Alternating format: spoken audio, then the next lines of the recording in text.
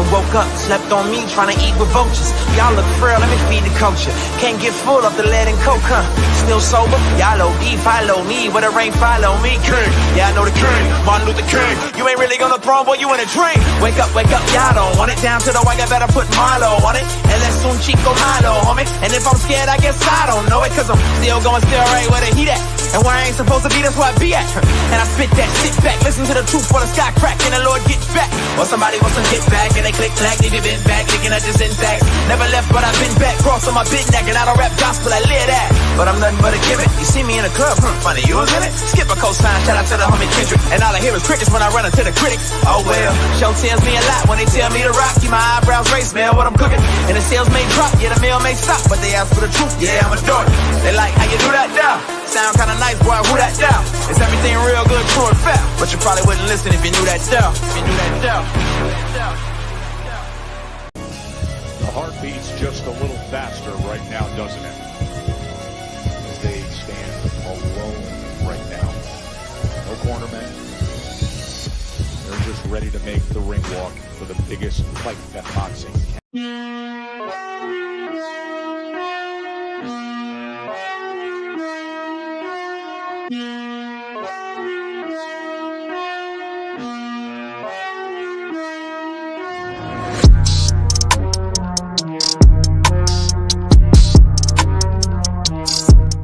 Keep your hands and keep your chin tucked. It's the one and only Ghost with the shadow in the front. Hope you're having a blessed night. And I just got done watching the Crawford and Madrimov, I guess what you call it, the grand arrivals. Man, look, man, let me tell you, that's a stacked card, bro. Like I knew it was a stacked card before. Hold on, how's my audio? Is my audio good? Yeah, okay. Hold on 1 second. Hey, look, let me tell you something, man. I'm looking at this card, right? And I'm looking at it and I'm like, bro, this is like a lot of these fights are gonna end in knockout, bro. I feel like a lot of these fights are gonna end, and I don't think a lot of them are going the distance, bro. You look at them stylistically. I clipped all of the walk-ins too, and I clipped the stare downs. But I mean, when you look at this card is stacked, bro. And not only is it stacked, but like, except for maybe one or two fights, stylistically, these are great matchups, bro. Stylistically, a lot of these fights are not gonna go the distance, bro. Oriyo and Pitbull. Bro, right there, that's probably the sleeper fight of the night. Madrimov is a power puncher. Crawford, oh wait, Crawford's what, his last 10, 11, I don't know how many fights have ended in knockout with Crawford. Then you got both big babies. The dude that big baby, what's his name? How do you say that guy's name? Hold on. I got it all right here. Hold on 1 second. What is the guy's name that's fighting Jared Anderson? What is the guy's name that's fighting Jared Anderson? Is it Piccoli? I can't listen. I be getting a lot of last names messed up, bro. But I got a lot of the things clipped. So let's start off with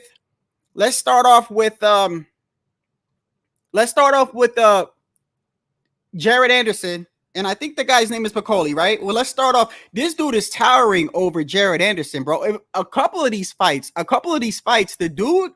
the opponents are towering over the opponents, bro. I'm looking at these stare downs and I'm like, damn, you got Jared Anderson looking up at homie, bro. Then you got Pitbull Cruz. No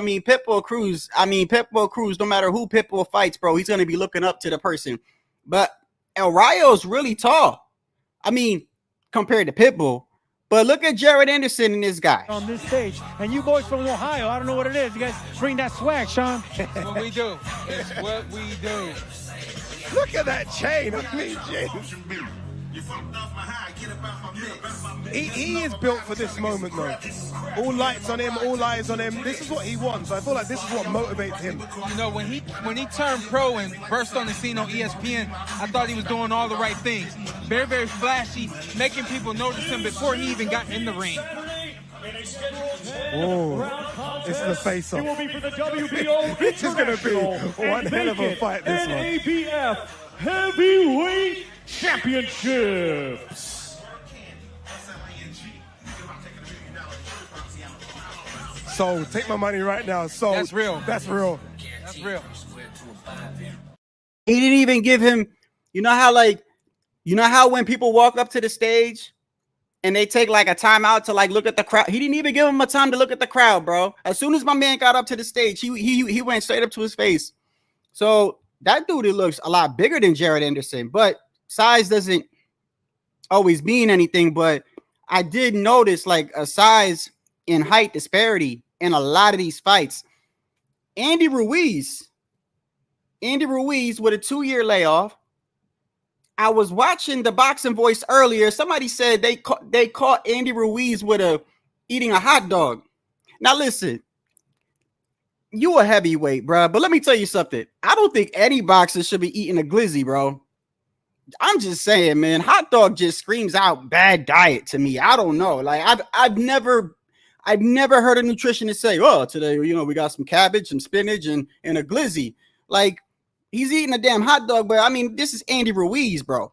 But at the end of the day, I'm looking at this card, and this is all these cards are fire to me, bro. Like a lot. I don't think many of these fights are gonna go the distance. I think a lot of these fights are gonna end in knockout. Andy Ruiz walked in. Now this is another one. This is another fight where the opponent looks, a lot bigger than the other guy. Becoming unified heavyweight champion because he admitted that when he won that, he went off the rails. He went off the rails. He lived the life. He did what a lot of kids would do, maybe not a lot of champions. And he's still trying to find something, isn't he, since that? There's a saying that the Greeks have, whenever the gods want to punish you, they make your dreams come true. Andy Ruiz had all his dreams come true. The money, it went from 0 to 60 million, tens of millions of dollars. This guy became a star overnight. And I'm telling you right now, that comes with a curse. That comes with responsibility. And some people aren't handled or meant for it. But once you get past that darkness, like Andy Ruiz has, then you see the light, baby. Here we go, Sergio Shakespeare Mora. Yeah. The heavyweight division. Come on now. Aside from Looking at all these stare downs, and I'm like, there's a height disparity. Either the dudes are bigger or there's a height disparity. Of course, the fight I want to watch. I mean, I want to watch all these fights, but the fight I'm really watching, bro, is El Rayo and Pitbull Cruz, bro. That fight right there, stylistically, that shit's gonna be all these fights stylistically.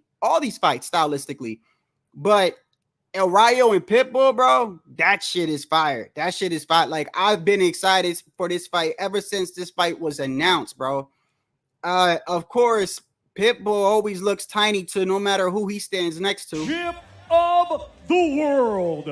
Let's first welcome the challenger from Los Mochis, Sinaloa, Mexico. His professional record, 13 wins, 2 defeats, 9 of his 13 wins coming by way of knockout. Here is Jose El Rayo Valenzuela.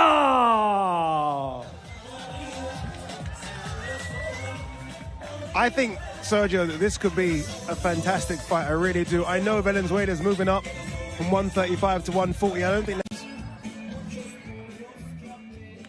And now let's welcome the defending world champion from Ciudad de Mexico, Distrito Federal.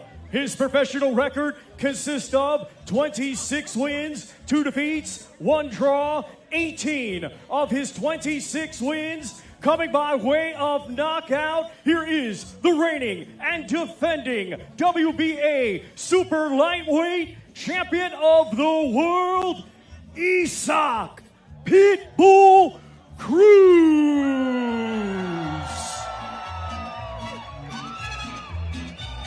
The crowd love him. I think this could be sleeper fight of the night. It really could. It Two really is. completely different styles. Ade, we're talking about, you know, the fans and about Mexicans. I mean, these right here, there's two Mexican fighters, one from Sinaloa, another one from the capital city. I mean, it doesn't get bigger and better than Mexican pride right here. No way that fight goes the distance, bro. No way that fight goes the. And then, of course, Crawford and Madrimov, I don't know whose idea it was for them to come out in cars, but Bud Crawford looked like he didn't even want to do that shit.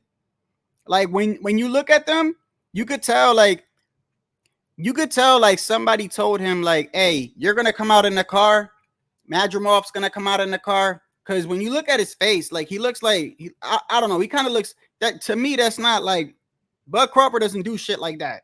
Bud Crawford doesn't come out in cars and shit like that. So you could tell somebody told him to do this for promotional purposes.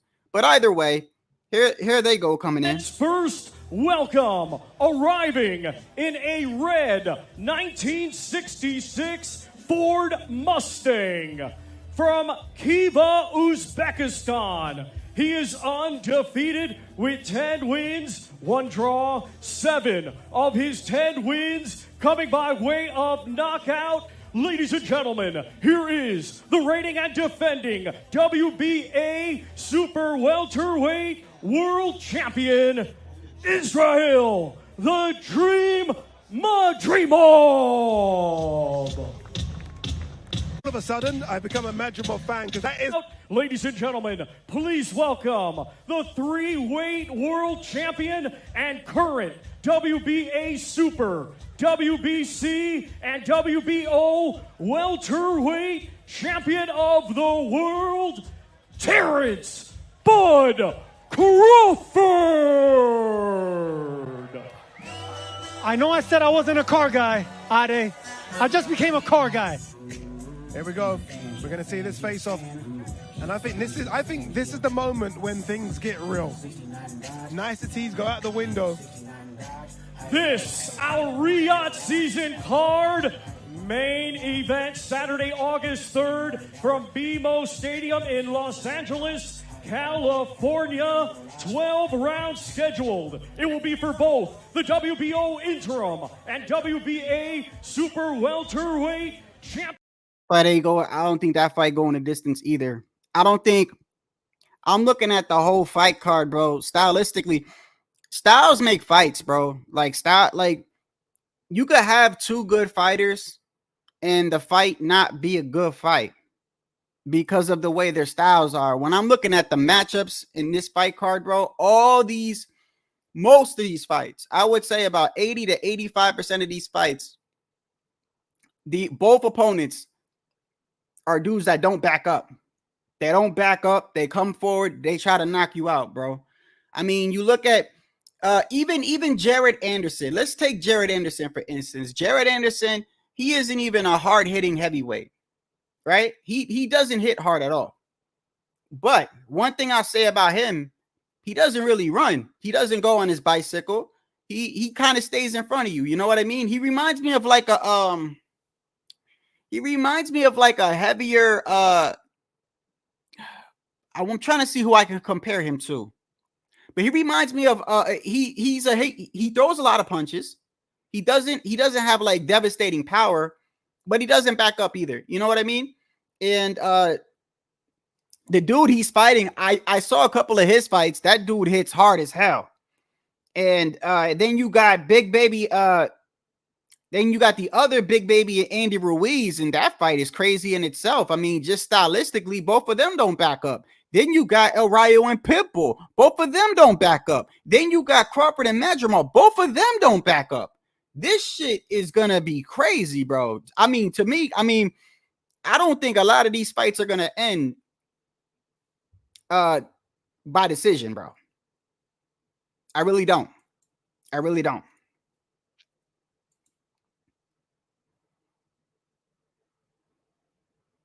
I don't know, man. You know, yeah, I was gonna say, Bud don't look,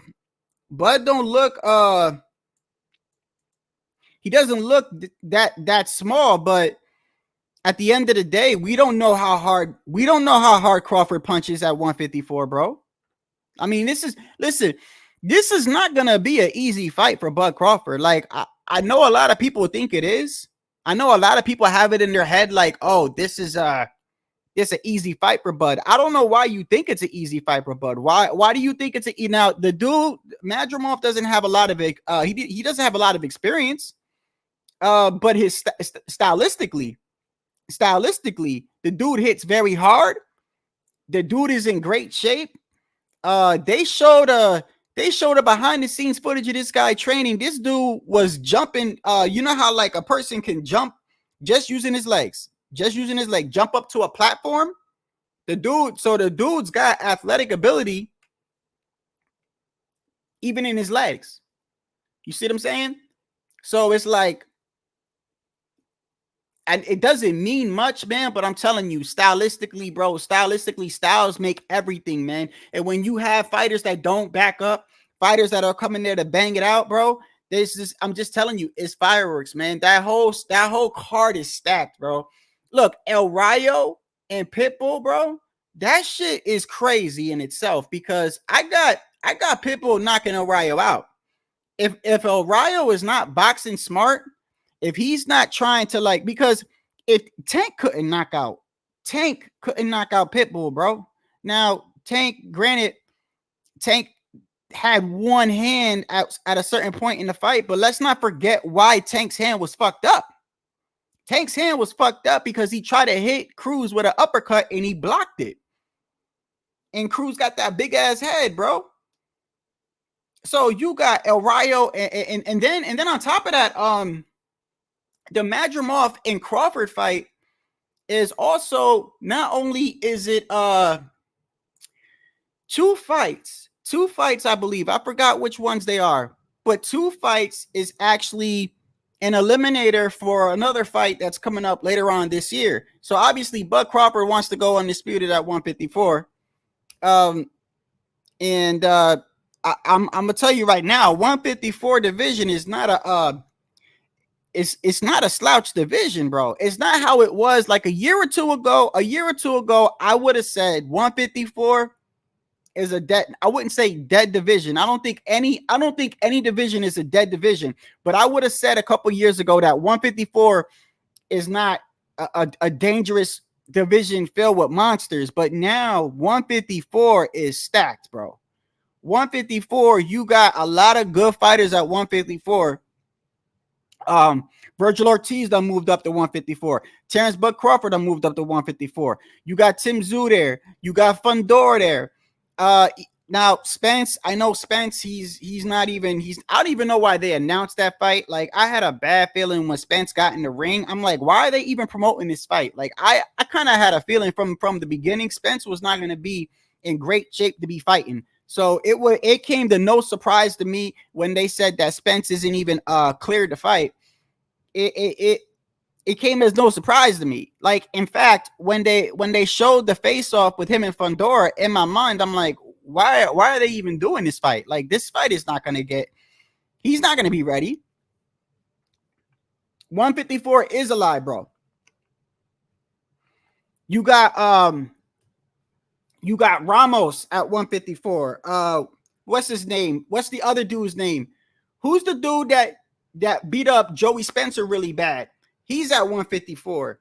Erickson Lubin's at 154. Jamel Charlo's at 154. Now you got Crawford at 154. Now you got Virgil Ortiz at 154. 154 is a dangerous division, bro.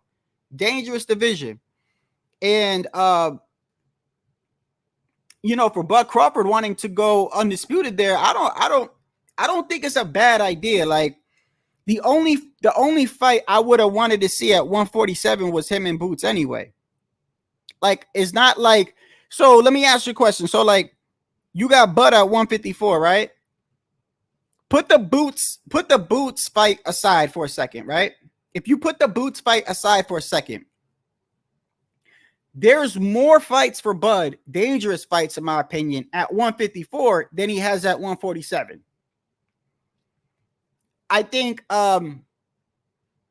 there's a very good possibility that Bud might have to face Virgil Ortiz, bro. I'm just saying the way things are going, like he might have to face Virgil Ortiz, bro.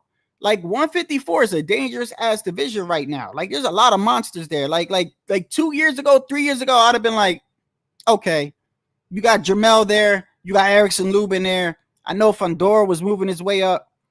Now you throw in Virgil Ortiz, you throw in Crawford, right? The dude that I always get the dude's name, the dude that beat the fuck out of Joey Spencer surprised me. You got him there. There's just a lot of good fighters that want Tim Zhu is at 154. Tim like 154 is stacked, bro. Is stacked. And Bud wants to go undisputed there. So I mean, I think it's better than staying at 147, to be honest with you. I think Bud moving to 154 wasn't a bad idea at all. At all.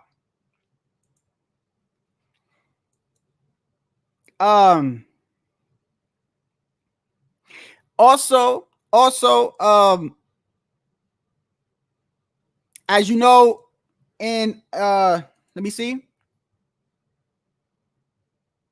Well, I don't know. How's he gonna do that if he wants to go undisputed at 154? I believe he wants to go undisputed at 154, doesn't he?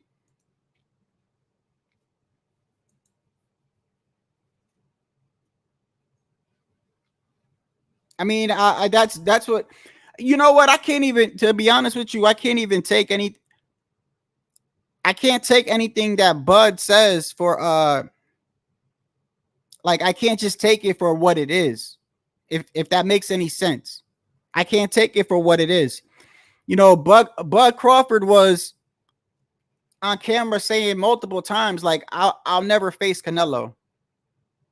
Then he beats Errol Spence. Now he's like, I'll face Canelo. So people's mind change all the time, bro. Especially when we're talking about money. You got this dude, you got this Turk dude, bro. Turk Al-Sheikh. He's paying a lot of money, bro. You know, people think he's not good for boxing, but I don't see how he's bad for boxing. Bro, I don't care. I don't care who pays the fighters, bro. Like I don't know why people got such a, I don't know why people get so bent out of shape. Like, oh, well, you got this dude, you got the Turk dude paying for that. Who gives a fuck, bro? As long as we're getting a fight that I want to see, that normally we probably wouldn't have got, because you would have had promoters in the way and you would have had people asking for too much money. I mean, I got put it like this. I got more faith in Turk Al-Sheikh making these fights than the news we got earlier today. So IFL TV reported that Shakur Stevenson and Tank Davis will be fighting in November, right? Okay. You got one outlet reporting that, bro. Maybe one or two outlets, right? I'm telling you, anything having to do with Shakur Stevenson, bro, I am not jumping on that shit. I'm not, bro. He's too unpredictable. He's too unpredictable. And I'm gonna tell you right now, like, he better ask for a lot of money, bro. He better ask for a lot of money, because I've been saying it, bro, and I'm telling you right now, if Shakur fights Tank, you're gonna see Shakur either run or get knocked out, bro. That shit is not gonna work on Tank. All that shit he's been doing, that shit is not gonna work on Tank. I'm telling you that right now. Once Tank gets comfortable, he's gonna walk that kid down. I don't think that fight's gonna happen. I don't care who's reporting it. Like, until I actually see the shit scheduled and until I see them actually, there's like a date, I don't believe it at all. I don't care who's reporting on it, because Dan Raphael and Michael Benson have all reported shit on Canelo before and have been wrong. I think the camps are talking right now. I think they're talking right now. If it was a signed deal, you would know. You would know. That shit would be that shit would be promoted like crazy, bro. Because a lot of people really want to see Shakur versus Tank. So if that was really a done deal, that it wouldn't be coming from IFL TV, bro. Do you think it would be coming from IFL TV if the fight was actually done? No. You would have multiple sources reporting on that. Multiple. To me, this is no different than Michael Benson putting a tweet out for Canelo. It's no different. I take it for what it is. I hope it's a good fight. I mean, I hope that's the fight, but it is what it is.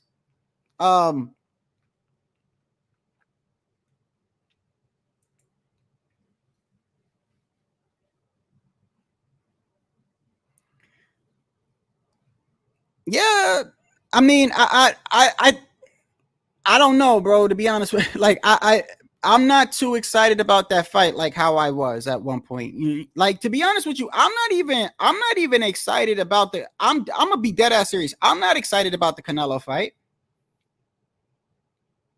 I'm not excited for it. Like, do I think Berlanga will fight Canelo?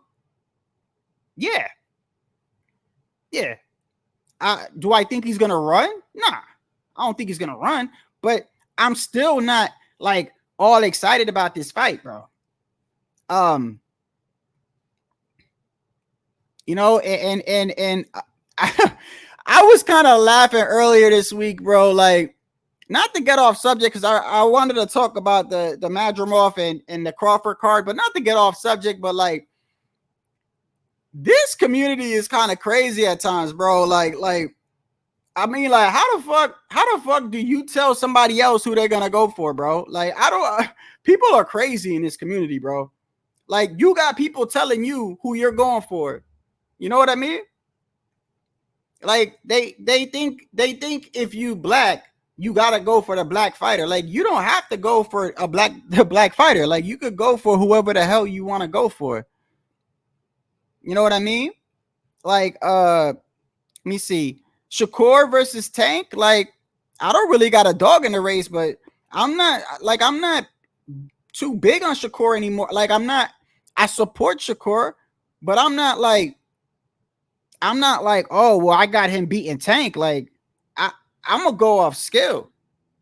Like, if I support a fighter, I'll tell you I'll support a fighter, but I'll also tell you if I think he's gonna lose. Like, I'm not just gonna go off somebody and pick somebody because they look like me. I've been through this 1,000 times, bro. Y'all done got me fucked up with someone else, bro.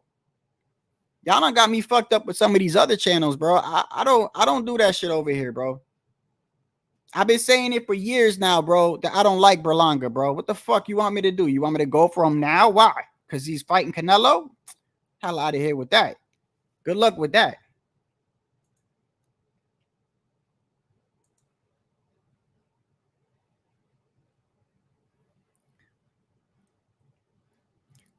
I mean, I think Munguia got a better resume than Berlanga. That's just me.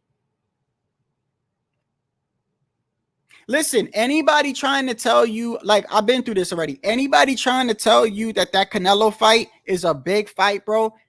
To me, they got an ulterior motive, bro.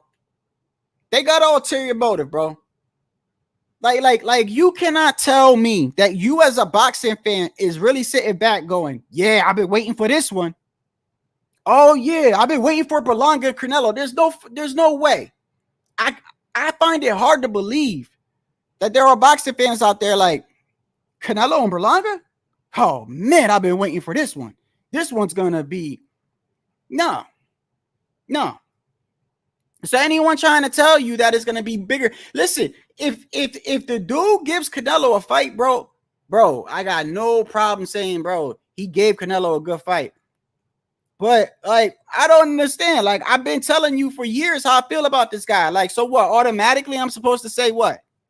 That I'm happy for him and I'm going, yeah, I'm rocking with him for what? For what? The dude's resume is trash to me, bro. And I say that, and I do say that respectfully because I don't trash fighters, bro. I don't. Berlanga has earned. He's fought up in the ranks. He's ranked number 1, so he's earned the fight. But he okay. Just understand this though. He earned the fight. That doesn't mean that he's on Canelo's level and that you could compare him to like David Benavidez or something like that. Like look at his resume, bro. Anyone trying to tell you that, oh, this is a crazy fight, ask them without Googling. Name me 4 fighters Berlanga knocked out without Googling. I bet you they can't do it, bro. So they fucking capping out their mouth, bro. They capping, bro. They know I had to Google his shit. I had to Google his resume. And he hasn't been knocking people out. Those first 16 fighters, the ones that we don't know who they are, we never seen them again. Who else did he knock out after that? Other than the dude he last fought. He went the distance with a whole bunch of guys that technically, with the way that they portray Berlanga, he went the distance with a lot of these guys that he was supposed to get out of there. The way they portray him. Like he's got this devastating Tyson knockout power. I don't believe that. I don't believe that at all. And I've seen Berlanga fight. And I do think Munguia is a better fighter than Berlanga. I'm not saying Munguia is a fucking elite fighter, but I think he's better than Berlanga.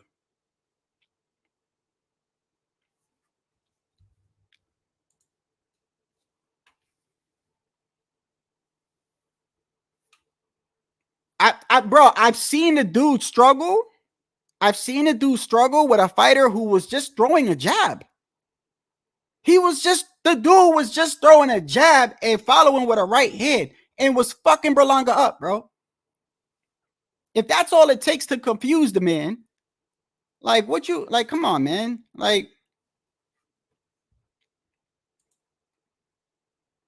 Yeah, they like, okay. Yeah, did Mike fight a lot of fighters that we don't know coming up in the ranks? Did Mike Tyson do that? Yeah, he did. But let's not act like Mike Tyson didn't fight Razor Ruddock, and he fought some other fighters at the time that were known to be knockout punchers themselves. Like power punchers themselves. Like I said, tell somebody without Googling to name 4 people that Berlanga knocked out. Ask them. And look at them when they do it. Don't ask them when they got the screen up and shit like that. Don't ask them when they got to ask them. Say, hey, bro, okay, Berlanga is that guy, right? Well, name me 4 guys. Name me 4 guys he knocked out without Googling. They can't, bro. They can't. To me, anybody telling you that fight is a good fight has an ulterior motive. And to me, the only thing I could think of is that they low-key don't want it to look like Canelo is he's not cherry picking though. Like 2 things can be true at the same time. Like Berlanga is the best fight on the table for him. Now that you got Morrell and you got Benavidez at 175, like Berlanga is the best choice, unfortunately. Because if he would have picked Skull and if he would have picked what's the other guy, Shiskinen or whatever the hell his name is, people would have had a heart attack with that, bro. So Canelo was in a damned if he do, damned if he don't position. That just because you pick the like 2 things can be true at the same time, bro. Just because you pick the best fight that you possibly can at that moment doesn't mean that it's a great fight. They're gonna market this fight as if Berlanga is really listen, can it happen? Absolutely. Can it happen? Absolutely. You know, and if it was any other fighter, I'd be giving more merit to it. But the fact that it's Canelo Alvarez, I'm sorry, bro. I can't see him suddenly coming into the ring that day. He don't fought Triple G. He don't fought other fighters bigger and taller that were in their prime that have better resumes than them, better skills, better boxing skills, better foot movement, better everything. And you just want me to believe that all of a sudden this fight, Canelo's going to come in and sleep on the dude and not take him serious. Like, come on, man.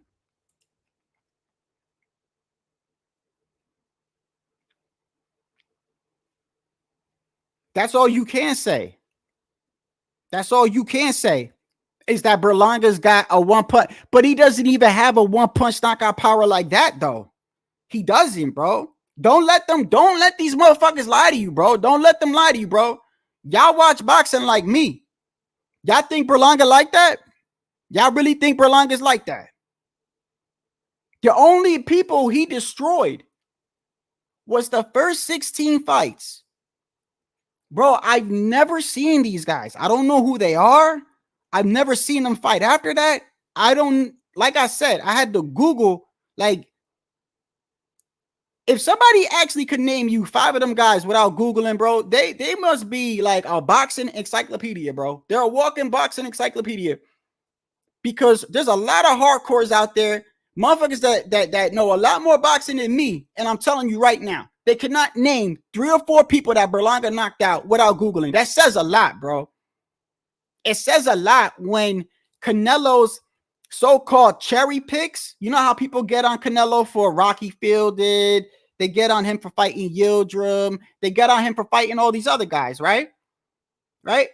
It says a lot when those guys, Yildirim, Rocky Fielding, is levels above Berlanga's best opponent. That should tell you everything you need to know right there. Like, I don't know how many times I got to do this shit, but look at this dude's resume, bro. Like, people say, you know what I've been hearing all week too? From multiple channels. Like, you know what I hear? Why is Berlanga getting all this hate? Who's hating on him? It's the fucking truth. Look at his resume. Nobody's hating on the guy, bro. Nobody's making shit up. Nobody's making up anything. Like, this is the dude's resume.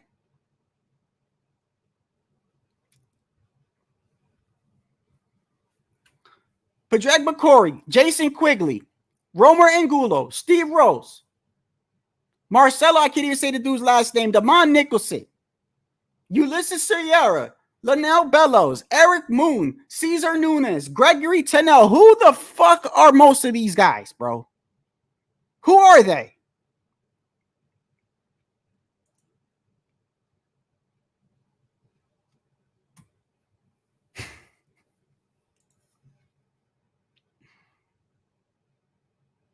No, it was. Yeah, right. No. It was the best fight he could pick, bro. It was the best fight that he could pick. That doesn't mean that it's like y'all do know 2 things can be right. Like 2 things can be right at the same time, bro. Like just because it's not a fight that everybody wants doesn't mean that Canelo cherry picked the guy, because he didn't. He didn't. Berlanga is ranked number 1. He's earned his spot there, right? And for what was going on at the time, that is the best fight that Canelo. Who else was he supposed to fight? He would have picked William Skull. They would have called it a cherry pick. He would have picked Shiskinen. They would have called it a cherry pick. No, he knew by picking Berlanga what they were going to say, but it's the best fight for him because they could play off the whole Mexico and Puerto Rico. That's why. But that doesn't change the truth of who Berlanga is. You know what I mean?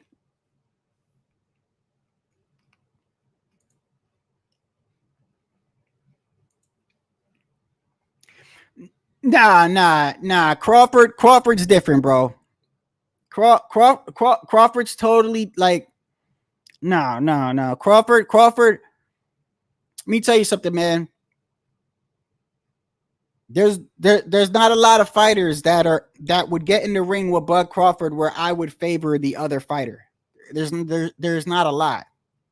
There's not a lot. Regardless of, people criticize Bud, but Bud is another one. Bud is another one where what was he supposed to do in certain situations? The only thing I've ever noticed about Bud that I can't even get mad at.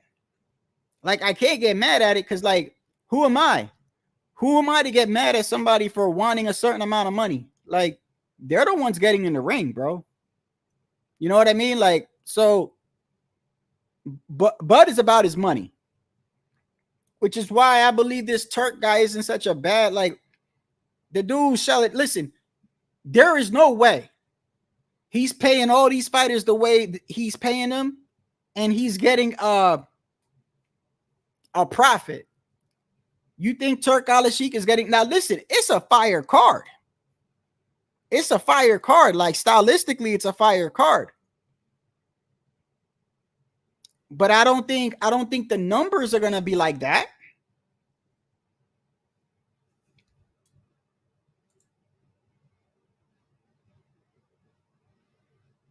I think it's a good fight, bro.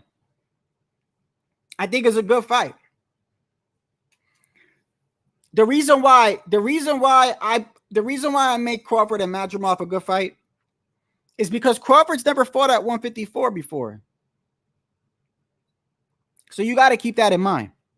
He's never fought in this weight class, and he's fighting a champion. Now, he's fighting a guy that only has like what, 10 fights. Dude doesn't have a lot of experience, but the dude hits hard, and the dude is the champion. That's, I mean, I don't. How can you listen? If you how can people get on Canelo, right? How can they get on Canelo for moving to 168 and fighting Billy Joe Saunders, Caleb Plant, Callum Smith, right? They get on Canelo for doing that, but then you don't get on Crawford for fighting Madrimov. Like, to me, to me, you get credit, bro. You get credit. If he's the champion, he's the champion. I'm not gonna. I don't criticize one dude and then don't do it for another just because it's somebody else. No, it's the same thing. I think it's a good fight.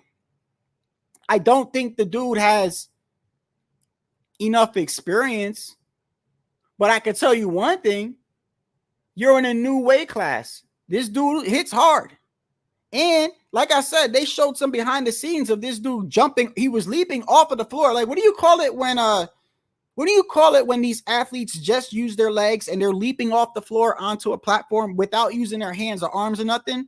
I don't know what you call it. But this dude was like leaping on the platforms and shit. So he's got some athletic ability. And I think he did that to kind of like show people like, bro, I ain't just some slugger. You know what I mean? Like, but at the end of the day, he doesn't have a lot of experience. And he's fighting Bud Crawford. But Bud Crawford is in a new division. And this dude hits hard, and he's the champion. So, and not only that, but another incentive to watch this fight, bro, is the whole fight card is stacked, bro. It's stacked. Like, a lot of these fights, this is going to end in knockout. Andy Ruiz and Big Baby. With Big Baby Miller, to me, that's not going. Well, that might go the distance. That might go the distance because both of them kind of got good chins. But that's going to be a banger. Jared Anderson versus Bacoli or whatever the guy's name is, right? That dude hits hard as hell. And Jared Anderson, he doesn't for a heavyweight that doesn't have a lot of power. He doesn't necessarily like move around. He stands in the pocket, bro. That's a good fight. Pitbull Cruz in Ohio, sleeper. That's my favorite fight I'm waiting for. That's the fight I want to see. It's Pitbull Cruz in Ohio, bro. Like, I really feel like that fight, this fight right here, bro, is going to be a sleeper fight, bro. And you got Pitbull Cruz. He's now finally a champion at 140. I just think, and Ohio is one of those fighters. How should I say this politely? I want to say this without disrespecting Ohio because I like Ohio. Now y'all know I'm one of the few motherfuckers that ever liked Chris Colbert. This got nothing to do with Chris Colbert, bro. Chris Colbert got knocked the fuck out. He was sleeping. He went to the shadow realm. how should I say this about El Rayo? El Rayo is El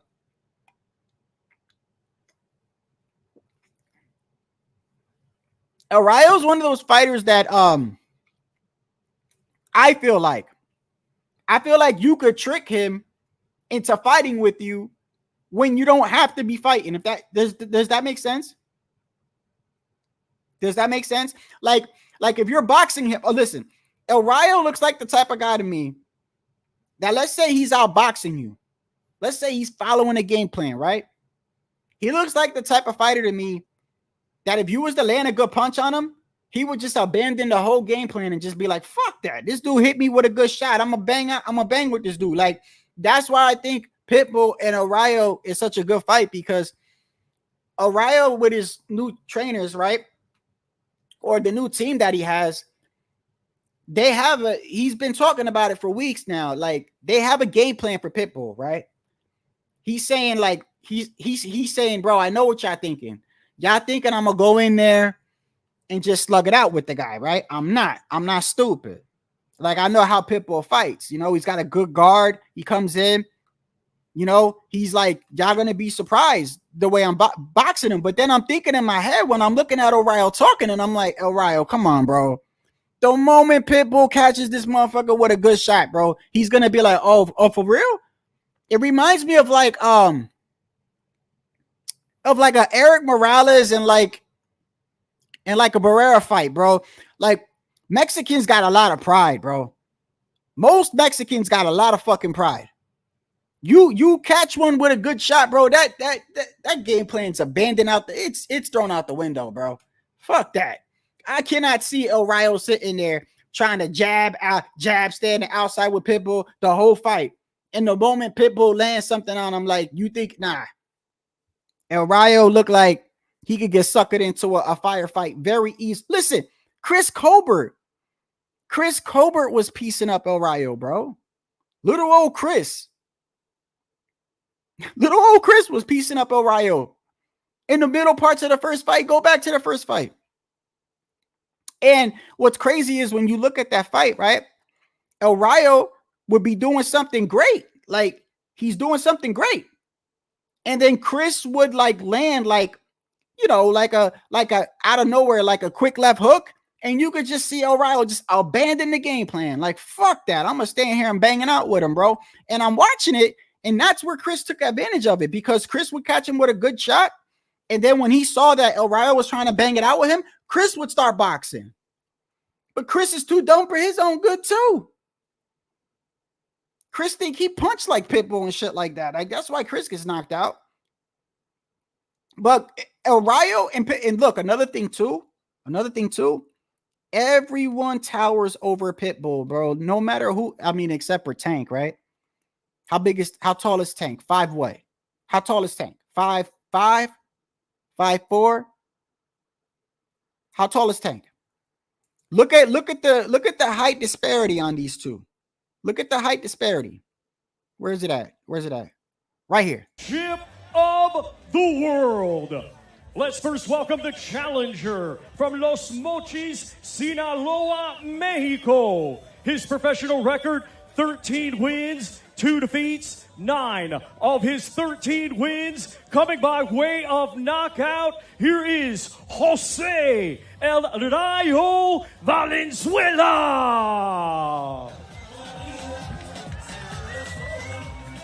I think, Sergio, that this could be a fantastic fight. I really do. I know Valenzuela's moving up from 135 to 140. I don't think that's... And now let's welcome the defending world champion from Ciudad de Mexico, Distrito Federal. His professional record consists of 26 wins, 2 defeats, 1 draw, 18 of his 26 wins coming by way of knockout. Here is the reigning and defending WBA super lightweight champion of the world, Isaac Pitbull Cruz.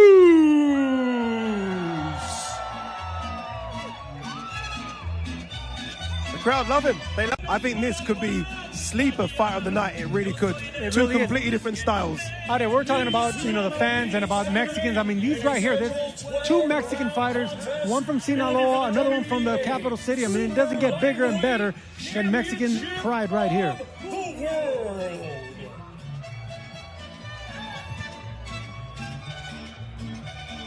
Pitbull Cruz versus Valenzuela, co-main event for Saturday. Great co-main event as well. I mean, this is a main event in itself. Any other fight card, this is topping the fight card. That's a good fight, bro. Right? I mean, that fight alone, just stylistically, bro. Like, you cannot, like, I can't imagine anyone saying like, "Oh, this guy's gonna back up." That ain't none of them two backing up. Ain't none of them two backing up. Even when El Rayo got knocked out, he was too stubborn for his own good. Even when De Los Santos knocked him out, he was too stubborn for his own good. And Pitbull ain't backing up. Pitbull had Tank backing up. Pitbull was chasing Tank the whole fight. Tank was the one circling, and Tank wasn't. You know how Tank walks people down, right? He wasn't walking down Pitbull, one hand or not one hand. Even when the fight started and he had both his hands and he was trying to bring it to Pitbull. Pitbull was blocking them shits. Pitbull had that high guard. And I think Tank realized quick, like, yo, this little motherfucker got good defense. And then he hurt his hand. And Pitbull was chasing him around the ring. Pitbull ain't backing up. That's why you knew Rolly and Pitbull was going to be a good fight. Because Rolly's another one who's stubborn, who doesn't know, like, Rolly will stand there and try to bang it out with you. And he doesn't have a boxing skill pedigree. Neither does, like, I wouldn't even say El Rayo does either, but I would say that El Rayo's got definitely more bag of tricks in his department than Rolly does. Rolly and El Rayo would be a good fight too. Rolly and El Rayo would be a great fight. That's another one where I'd say that fight I would favor El Rayo. I favor Pitbull in this fight because I do feel like the beginning of the fight, El Rayo is going to be doing very good. This is my opinion. I feel like he's going to be winning the first half of the fight. And then at some point in the fight, Pitbull's going to land a good shot. And what's going to happen is El Rayo's going to abandon whatever game plan that's working for him. He's going to throw it out the window. If Chris Colbert can get you to abandon your game plan, what you think Pitbull going to do? He's going to land a good shot. El Rayo's going to try to bang it out with him, and he's going to get caught, and he's going to get knocked out. That's just my opinion. But it's a banger fight. Both of them ain't backing down. The whole damn card. Even Jared Anderson. Like I said, even Jared Anderson, who's not even a heavy hard hitter as a heavyweight. He even stands there from time to time, bro, and tries to fight you. The dude he's fighting, I can't pronounce his name correctly, Bacoli, whatever. That dude hits hard as hell. Jarrell Miller and Andy Ruiz. That's a good fight. And who said they saw Andy Ruiz eating a hot dog? Like I said, bro, you a heavyweight. Like, you could eat whatever you want to eat. Like, you don't have to have a great diet. Like, you got to make weight like you do if you fighting at 135 or 147. Like, you're a heavyweight. But still, I don't think any athlete should eat a hot dog. Hot dogs is just horrible for you, man. And he eating it on fight week. He don't even care.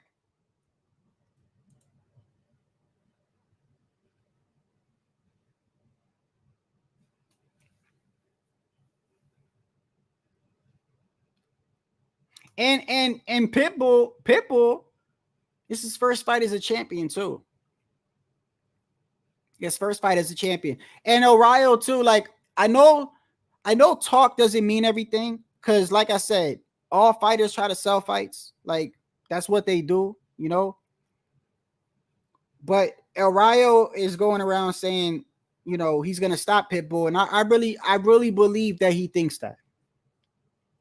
I really believe that he thinks like I'm a get Cruz out of there. And I've never even seen Pitbull Cruz hurt. Have y'all? I've never seen I've seen Pitbull Cruz outboxed. I've seen at points in the fight a fighter getting the better of Pitbull, but I've never seen Pitbull like rocked, like hurt, like stumbled. I've only seen Canelo rocked one time in his whole career. But Berlanga's going to get it done. Y'all watch. Berlanga's going to be that guy. Yeah, he's got a big ass head, bro.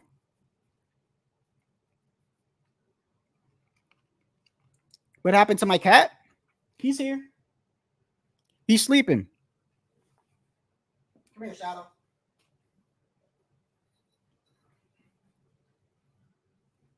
Say hi.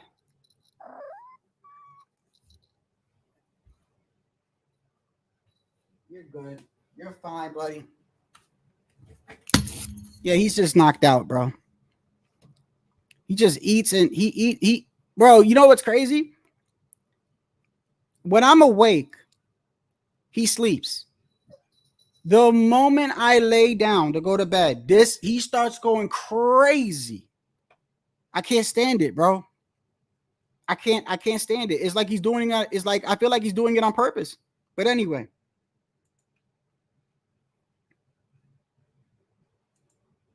Yeah, he's only quiet because he just ate, bro. That's why. When he eats, he goes to sleep. But he tears up my sneakers and everything. I gotta move my sneakers. It's just I've never seen a kitten like this before. But then again, I've never had too many kittens.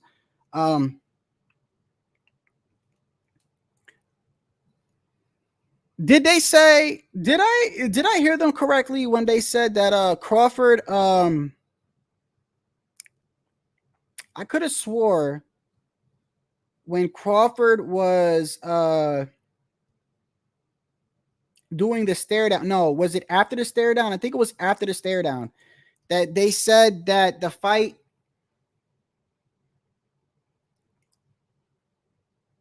If it was either this or it was one of the other fights, but it was like an eliminator for not an eliminator, but like I believe the way that they're talking is like the winner of the Madrimov and Crawford is gonna get who is Fundora gonna fight now that Spence is out? Who is Fundora fighting now that Spence is out?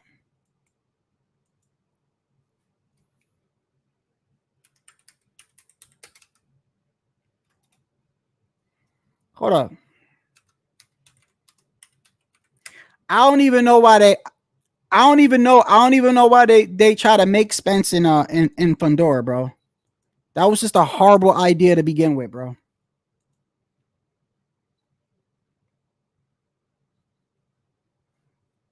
What do you mean the body language? Well, Pitbull didn't look scared at all. I mean, he just looked stoned. Crawford looked uncomfortable, not with Madrimov. Like he ain't scared of Madrimov, but he looked uncomfortable, like because they had him in the car. I'm like, whose idea was that? You could tell that's something like the Turk did or something. Is the Turk is funding this, right? Him and Eddie Hearn. That's what it is. That's what it is. That's what it is. Because I heard them talking about it. They were like, this is why, like, I'm confused. Because, like, does Bud want to fight Canelo or does he want to go undisputed? Because, like, they were talking like the winner of this fight is going to do a unification. That's how they were talking.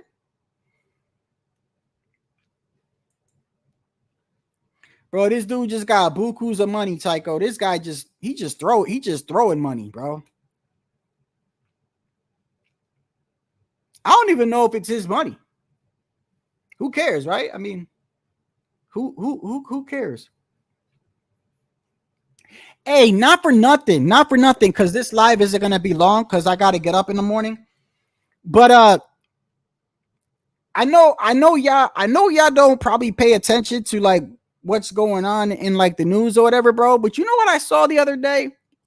You know what do you know what I saw the other day? Thank you, I appreciate it. Do you know what I saw the other day, bro? Not to get off topic, but this shit got me kind of worried. Do you know that right now, as we speak, right now, everything I'm saying, bro, you could just look it up for yourself. They're not telling the people. That's crazy though. They're not like, you would think something like this would be all over the news. And I just saw it today. Do you know that right now, as we speak, in Hawaii, our military, along with like 8 other countries, are doing like these war games right now, right? These war games. 5 days ago, five days ago, we found a Russian and Chinese plane together, bombers together. It's never happened, never in history. Russia and China. They're saying that China flew 2 of their bombers to Russia to meet up with them, refueled from Russia, and went over to Canada. The reason why that's important is because the plane, let me show this to you. This is crazy. Before I get back on boxing, let me show this to you. This is crazy, bro. This had me thinking like, you gotta be kidding me, bro. I even saved it just to show y'all. This is crazy to me. This is not. Hey, listen. I don't know, brother. I'm a veteran, and I'm gonna tell you the shit I saw wasn't staged, bro. I've seen people die. I mean, it wasn't fake to me. Hold on. Let me see.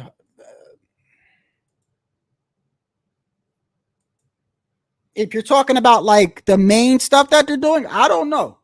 I could tell you that war is real. I could tell you that's real.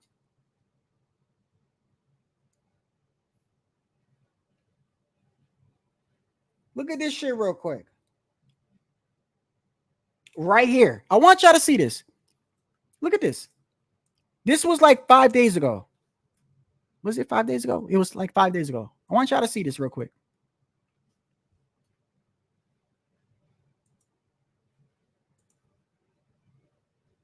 To the U.S. And a big thank you to Mark Teichner there with our Fox 5 Atlanta team. Do want to get to some of the other big stories here that we have been covering. It is 8 o'clock on the East Coast and 5 o'clock on the West Coast. Take a look at your screen here. 2 Chinese strategic bombers and 2 Russian long-range bombers were spotted flying together in patrol off the coast of Alaska this week. That prompted a joint U.S. and Canadian command to track and intercept the warplanes. NORAD releasing the information and adding the flights were not seen as a threat, but that U.S. and a Canadian fighter jet. Now, they said it wasn't a threat, right? But check this out. Check this out, bro. Hold on 1 second. That's happening at the same time. At the same time, this is happening. At the same time, this is happening, bro. Right here. Coming up, the freedom of the seas is under threat. A show of force in the Pacific. Launch an aircraft, shoot them. Unlike the world has ever seen. Is as preparing for war against China, Russia, and North Korea. It's just weird to me, bro, how we're doing war games in Hawaii, and then they fly. It's just weird. I don't know, bro. I'm gonna tell you this right now. Whether it's for show or not, I'm prepared to go, bro. I'm just telling you right now. Like I believe in God, bro. This shit gotta end one day. We all gotta meet our maker, bro.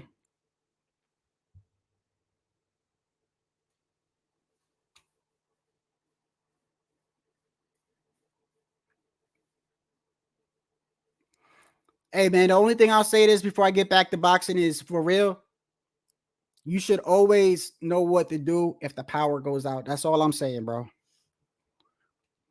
You should know how to, like, what to do. Like if your power goes out, like what are you gonna do? Do you have water? Do you have food to at least last you a week? If you don't, you should probably do that. I'm just saying. Let me see. Let me look at this fight card real quick again. Hold on.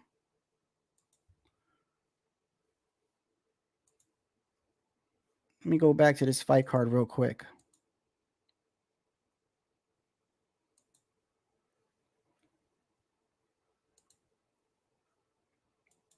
Okay. Hold on 1 second. Let me go to this fight card real quick. Hold on. That's why it's got an echo there. Take the echo off. Okay, take that off right there. Take that off and put the Crawford Madrimov fight card.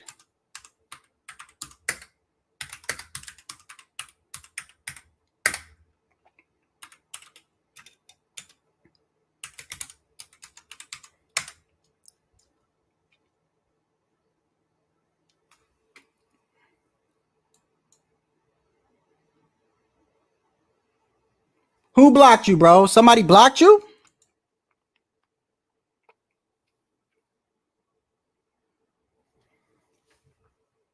Nobody should be blocking anybody, bro, unless like they're doing some, unless they're like being real racist, disrespecting women and children or something like that. Like nobody should be blocked, bro. Like most of the people don't even agree with what I say. I'm okay with that.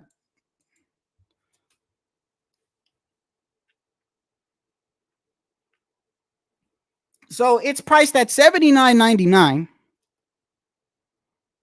Oh, wait. Oh, you guys can see it.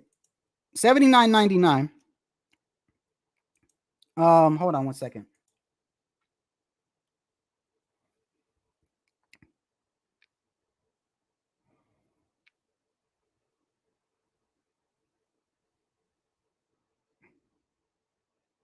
See that's the whole thing right there. Is Madrimov only has 10 fights, bro. The guy only has 10 fights. So the experience is just apparent, bro. It's apparent. But what kind of balances that out for me? What balances it out for me is the fact that Bud is going to be in a new weight class. He's in a higher weight division. We've never seen him fight at 154.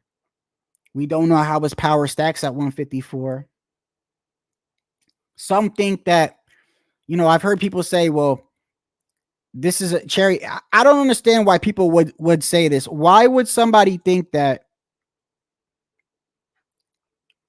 fighting a champion, moving up in weight and fighting a champion is a cherry pick? Why would somebody think that? Like, why would you think that? Because he doesn't have a lot of experience. He's still undefeated.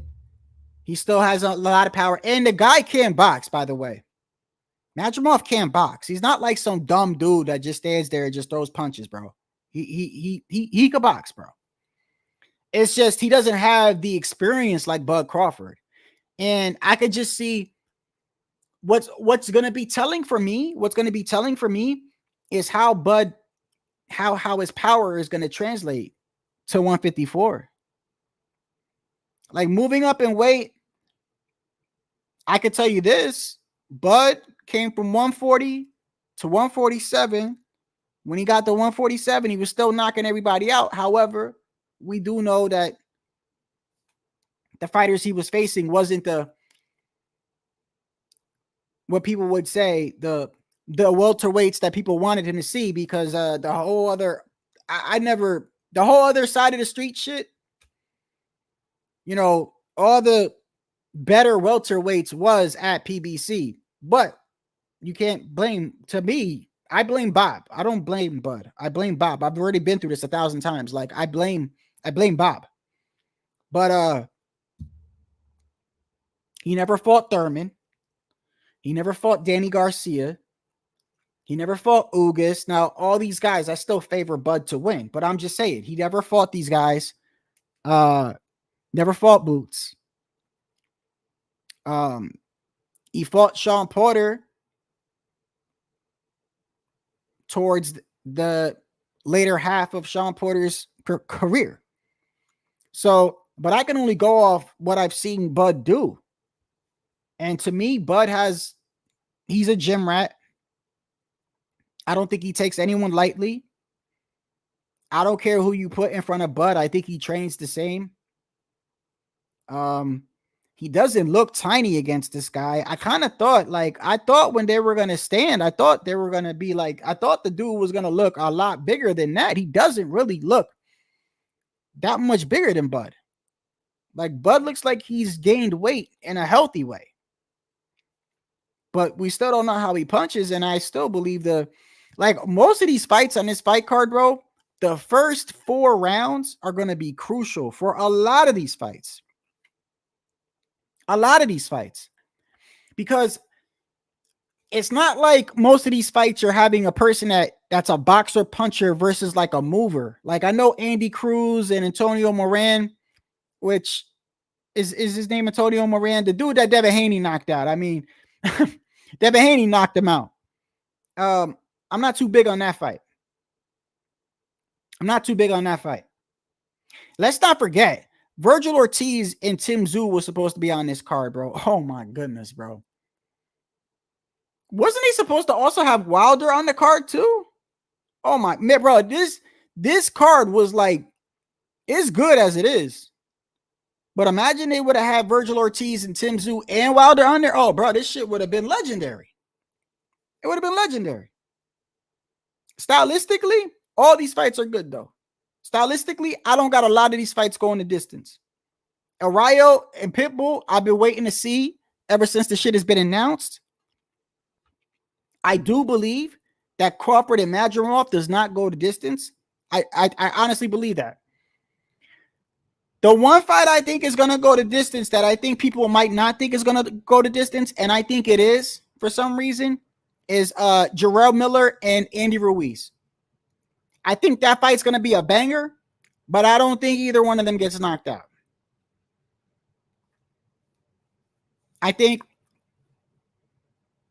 it's going to be a back and forth fight, but I think it goes the distance. I don't know. Can you see Andy Cruz being knocked out? I mean, Andy Ruiz. I'm sorry. Andy Ruiz got a good chin. Big Baby Miller got a good chin too. Dubois was hitting this dude with, Dubois could punch, bro. Dubois can punch. He can knock you out cold. And Big Baby Miller was taking those punches kind of I'm good, you know? So I don't think Ruiz and Big Baby Miller ends in a stoppage, but I do think it's a firefight in itself. Jared Anderson. I'm going to say this about Jared Anderson. Jared Anderson better be careful with this fight, bro. He better be careful with this fight. Because Jared Anderson, he's another one that mentally, I don't think he's all there mentally. Jared Anderson. You remember it was just a month or two ago when this guy went on 3 police chases in one day. Let's not forget that. This was recently. It was like a month or Not even like a month or two ago. This dude was being chased by the police. He went so fast and excessive that the police had to back off because he was a danger. Because when you drive all reckless, sometimes the police, they back off you because you could be a danger to other people. He did that 3 times in one night. Jared Anderson. You know, if this was any other sport, they wouldn't even allow him to play or whatever anymore. Because it's boxing and it's fighting, it's different. You imagine an NBA player or NFL player going on a high-speed chase, driving recklessly to the point where the police are like, we got to back off, and then doing it 2 more times in the same night. That person would have never been allowed to pick up a uniform or play again. But because it's boxing, you know, these guys hurt each other for a living, so I guess they look at it like it's normal. I don't think it's normal to me. And I don't think bro is in the right state of mind. And then, look, let me tell you something. You got Big Baby Miller and Jared Anderson beefing over their name because they're both named Big Baby. That is like the most weirdest shit I've ever seen, bro.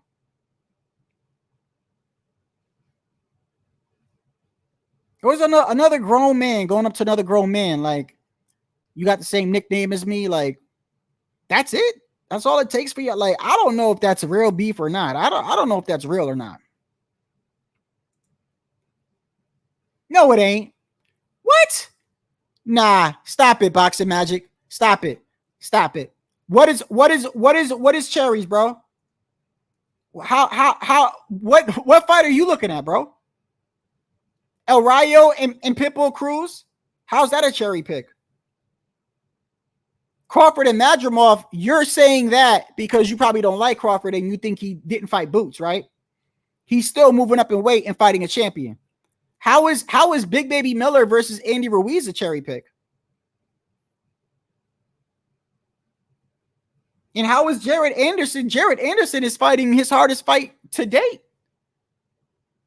This is his toughest opponent by far, Jared Anderson. This guy's a lot more. This fight is going to be a lot harder than when he fought, what's his name? Martin? Is the guy's name Martin? It's going to be a lot harder than that, bro. So how is that a cherry pick?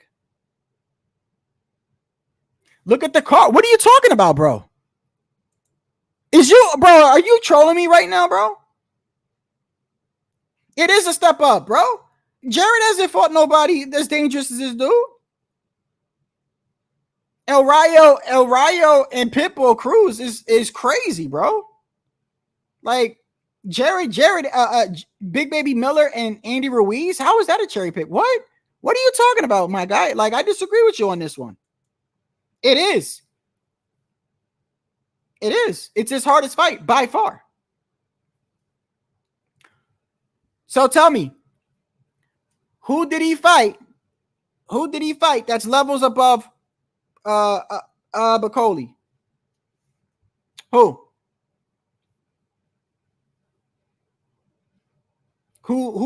did Jared Anderson fight that's levels above the guy he's fighting so far?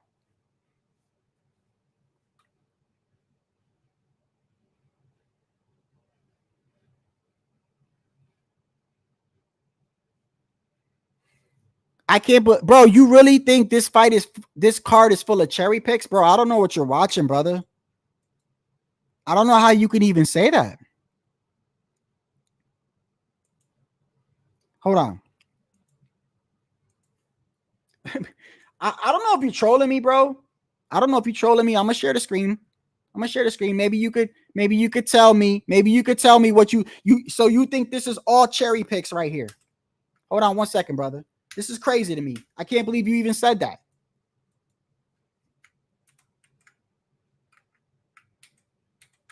Okay. What on this fight? Which one of these are cherry picks, brother? Well, forget it. Tim Tszyu is not fighting Virgil, right? Okay. Now, Andy Cruz and Antonio Moran. I'm not too big on that fight. I think David Morrell wins by KO, but other than that, the rest of the fights, bro, Andy Ruiz, Big Baby Miller, that's a banger. Arroyo Pitbull, that's a banger. Jared Anderson fighting Bacoli, he has not fought nobody dangerous than you're laughing at the dude, but you're still not telling me who did he fight. Exactly, OG. That's my point. I mentioned Martin. Charles Martin is the only guy. Charles Martin is the only guy he's fought. So you're saying he's cherry picking this guy, Boxing Magic, but how? Who has he fought? That present. Have you seen this guy fight before? I want you to be dead ass honest. Have you seen Bacoli fight before? Because if you haven't, it's okay, bro. Because that's what a lot of people do. A lot of people, they don't hear a name. They think that because they've never heard the guy or they personally never seen him, they think that they can't fight or whatever, unless they've been knocked out. Like if you're somebody that you've never seen before and you've never heard of them before and you see them get knocked out, then it's safe to say, yeah, that dude's a nobody. And I don't call people a nobody lightly.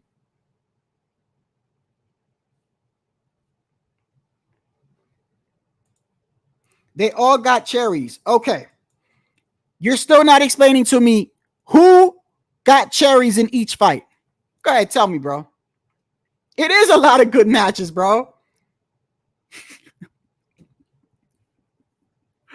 He's telling me these are all cherry picks, bro. You're the first person I've actually came on here and told me that you think this whole fight card is full of cherry picks. That's crazy, bro. Who? It's a cherry pick. Miller is a cherry pick for Ruiz hasn't fought in 2 years, bro. Bro, Ruiz hasn't fought in 2 years. What do you mean it's a cherry pick for him? Crawford got a cherry. Ruiz got a cherry. Morrell got a cherry. Andy got a cherry. Andy might have got a cherry. But let's not forget, Andy is still fresh, bro. Like, he's still fresh.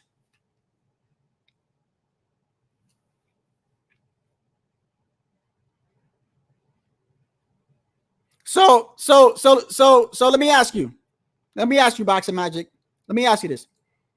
If you have a cherry pick, right? No. I'm trying to understand you here. If you have a cherry pick, doesn't that mean that the fight shouldn't be interesting? Right? Because to me, that's what a cherry is. A cherry pick is when you are levels above the other guy, right? And you pick this guy knowing you're going to blow him out the water. That's what a cherry pick is to me. So let me ask you. You're telling me that Andy Ruiz is going to blow Gerald Miller out the water? Crawford's going to blow Madrimov out the water, and Pitbull is not going to be interesting against Arroyo, right? All these, so you're telling me this whole fight card is just gonna be with a breeze. Everybody's just gonna walk through with a breeze. It's nothing.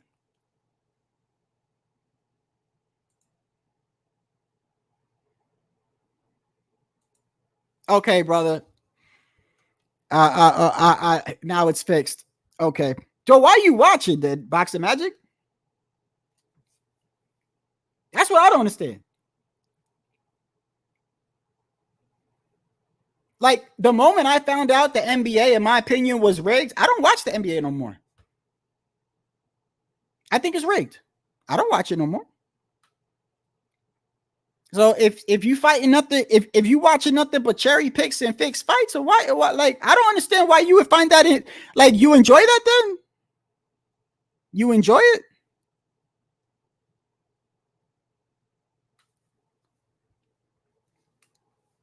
I've never sat back and said, damn, look at this whole fight card. Nothing but cherry picks. All this shit is fixed. Got my Saturday night lined up.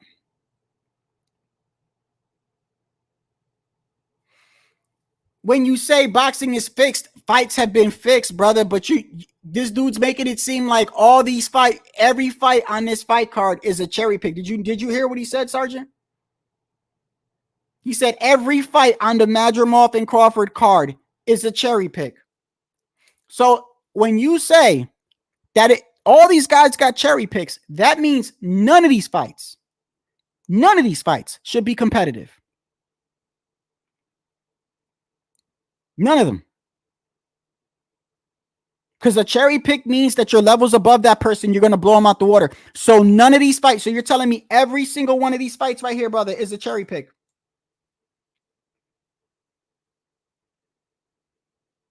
The card is fire, bro. Look, it's just a matter of an opinion. Maybe he doesn't. This is what I don't understand. If he thinks this card is not good and it's trash, then what card? This is what I don't understand, though. Let me ask you a question. If y'all think this whole fight card is trash, there's not many fight cards that's been better than this year. So I ask you again, why the fuck are you watching boxing? Why I don't get that. Why would you go on channels and go on panels and talk about boxing and yet all the shit it's fixed. All these guys got cherries. The shit is whack. Like, why the fuck? Like, you can't tell me that you don't got better things to do with your life than to watch a sport with nothing but cherry picks. Because this card is like, name me a card this year that was better than this card as far as matchups goes, stylistically, bro. You said Andy Ruiz cherry picked Big Baby Miller, but Andy Ruiz hasn't fought in 2 years. In 2 years, bro. So who is he supposed to fight? Usyk?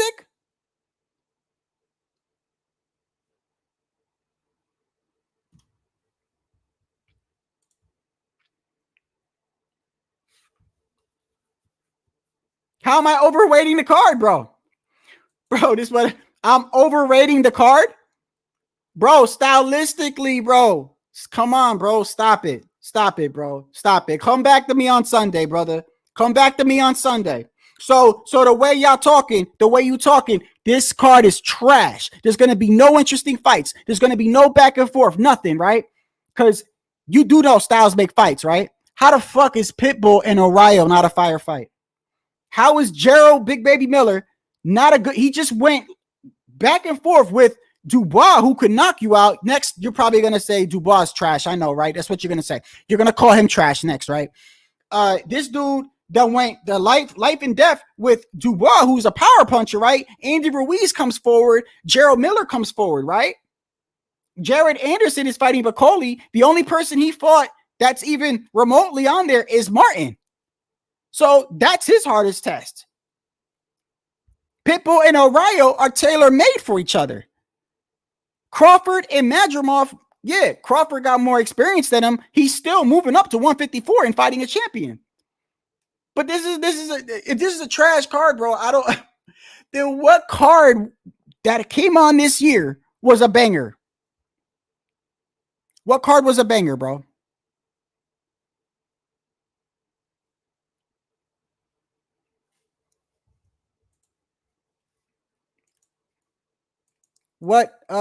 What's the words on the screen is looking blurry. You mean the comments?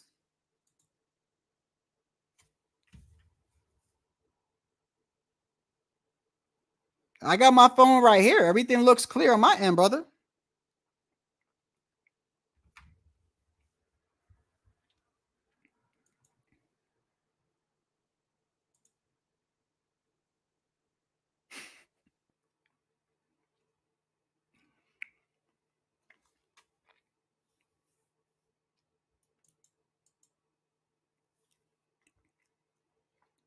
Y'all trolling me now. So you're telling me when Chisora and Joe Joyce, when you found out it was a good fight, but you're telling me that when you first saw that fight, the first thing that came to your mind was, that's fight of the year contender? Stop it, bro. Now y'all trolling me, bro. Stop trolling, bro. It's too late to be trolling me, bro. Stop the shit, bro. Ain't no card selling good. Canelo and Berlanga is not going to do well. Watch. Canelo and Berlanga is not going to do well, and that's with Canelo. Tank isn't selling the numbers that he should. Canelo's not selling the numbers that he should. It's not, bro. We're living in inflation, and we're living in a time where people can get fights for free, which I've done before. I'm not going to sit here and lie and make it seem like I've never fucking watched a fight that I was supposed to fight, bro. I'm not going to do that and make it seem like I pay for every pay-per-view, bro. I'm not. I'm not going to sit here and act like I'm more righteous like some of these other dudes do. Maybe they do, but I can honestly tell you that I've done it before too. Go to sleep, brother. He starts rubbing up on me. I mean, if they no, listen, if they think that the whole card is whack and a cherry pick, they're entitled to that. But my whole thing is like, if you think this whole card is whack, then what card this year blows this card out the water? I mean, you should not even take time to think about it. By the way, you shouldn't even think. You should have it off the top of your head. What card was better than this card this year? You shouldn't even be Googling, bro. It should be coming out right now. I mean, if it's such a whack card, there should be 2 or 3 you could be naming off right now. That's better than this card.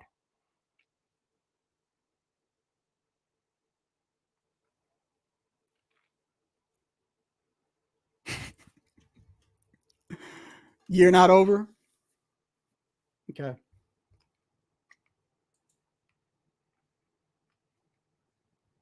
You ain't got to apologize, brother. No, man, you good. Look, man, styles make fights to me. Stylistically, right? Now, if you want to be technical about it, Berlanga got a style that makes it fan friendly for Canelo, right? However, because of how I view Berlanga and I look at his resume, and I know that I can't name 4 people he's knocked out without Googling. And I look at Canelo's resume, where even his so-called cherry picks, Rocky Fielded and Yildirim and all these guys, his so-called cherry picks is like levels above Berlanga's best opponent. That's why I'm saying that fight isn't that great to me. But stylistically, yeah. Stylistically, he should be a good fight for Canelo if you look at styles. So if you look at this whole card and you look at stylistically, except for the Andy Cruz and Antonio Moran, yeah, I'm not too big on that.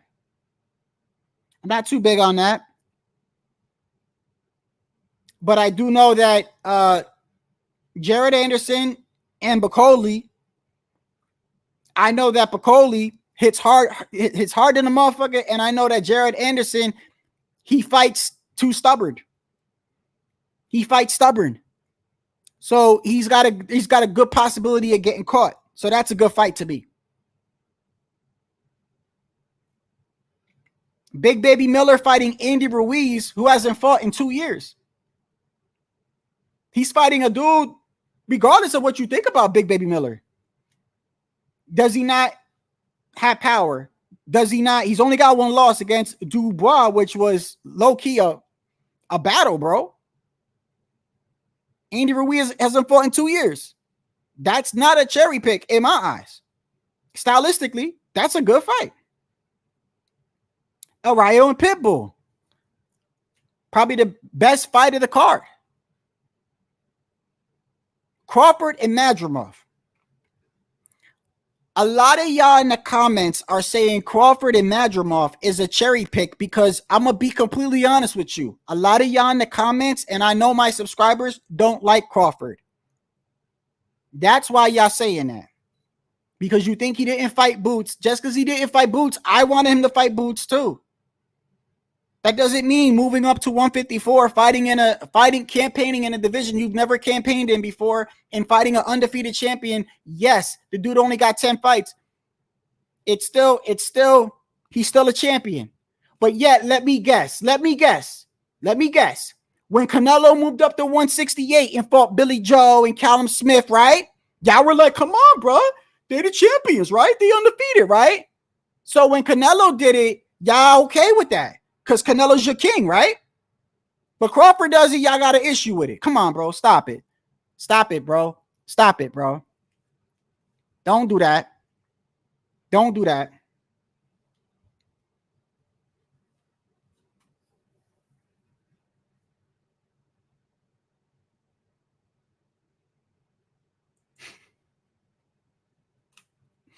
Okay, they're all cherries, bro. So you must got something planned for Saturday night, right? You're not watching it, right? There's nothing but cherry picks on the card, right? So I guess you got something planned for Saturday. I know what I'm doing Saturday.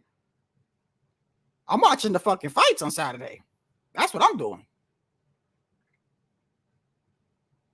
I'm watching people get knocked out on Saturday. Because a lot of these fights are going to end in knockout, in my opinion. It's a knockout event, in my opinion, yeah. It'd be different. It'd be different if we had a whole bunch of cards like a fucking Shakur Stevenson versus fucking somebody who's going to come forward knowing that Shakur is going to do what he does, right? Or like a Devin Haney fighting like a Pitbull Cruz, right? We're not getting that, bro. We're getting most of these guys come forward, bro. Most of these dudes are boxer punchers. Most of these dudes knock out their opponents, bro.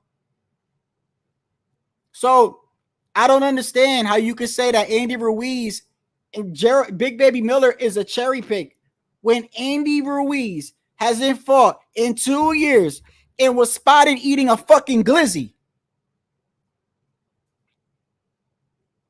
Who'd you want him to fight? Usyk?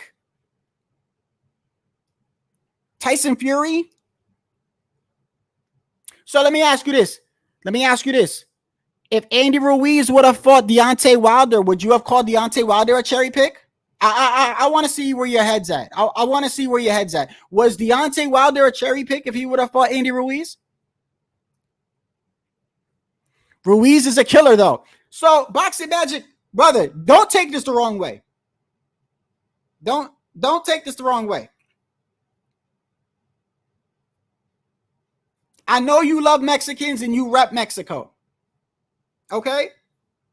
It just seems like a lot of Mexican fighters, you'll make the same excuse for them, but when it's a black fighter, you don't do that, brother. And I'm telling you, I don't operate like that. I don't operate like that, bro. I don't look at another fighter differently because I just told you I'm Puerto Rican and I don't give a fuck about Edgar Berlanga. And I don't know why people don't let people fool you and act like, oh, you're supposed to act like you're on code and shit. Listen, y'all could go on code all you want. If there's a poor ass Puerto Rican outside, I will step over that motherfucker in a heartbeat eating 2 Popeye sandwiches. I don't care. I don't know him.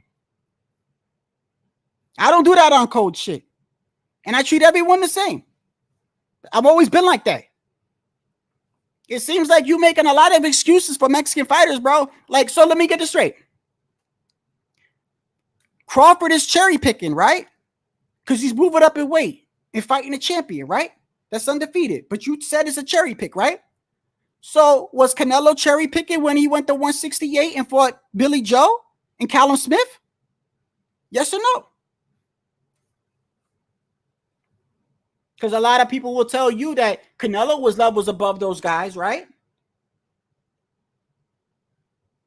It's not Canelo's fault that everybody he fights, right? He's so-called levels above. And I always give Canelo that respect as far as that. That's why, like, I admit that I'm hard on Berlanga. I'm being completely honest with you. I said it my other live. I unrighteously judge Berlanga. And I have my own reasons. And I've been doing it for 2 years, along with Devin Haney. So I'm not just gonna go, oh, he's fighting Canelo now. Let me suddenly change up. I don't flip-flop, bro. I'm not gonna talk shit about Berlanga for 2 years. By the way, I'm being completely honest with you. And now you just want me to come out of nowhere and be like, oh no, Berlanga's that guy. I don't do that shit, bro.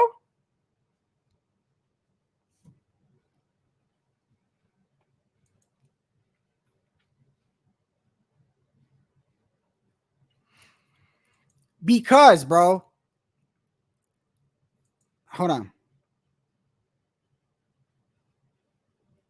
Right, but he's still moving up, fighting a champion, brother. So hold on a second. Hold on. Here. Oh, I gotcha. Hold on. I gotcha. So let me get this straight, yo. Boxing Magic and all y'all mad because he didn't fight Boots, right? And y'all know I fuck with Boots. Who the fuck has Boots fought? Oh. Y'all mad because he didn't fight Boots, right? Who the fuck did Boots fight? How did Boots get his belt? And I fuck with Boots. Since y'all want to play this game, right? Since y'all want to play tear down this fighter, tear down that fighter, how did Boots get his belt? And I've supported Boots since my channel started, bro. My very first video, I said I fuck with Boots, Teofimo Lopez, and Chris Colbert of all people. So you're saying that you're mad that because Boxing Magic, you said earlier, Terrence Bud Crawford dug Boots, right? And it's a cherry pick. He's fighting Madrimov. Who the fuck did Boots fight, bro?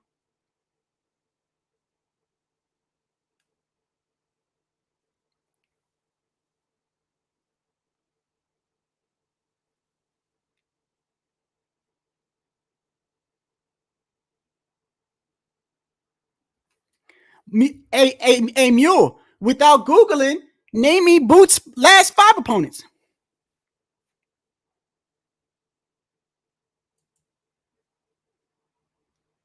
Without Googling, name me Boots' last 5 opponents.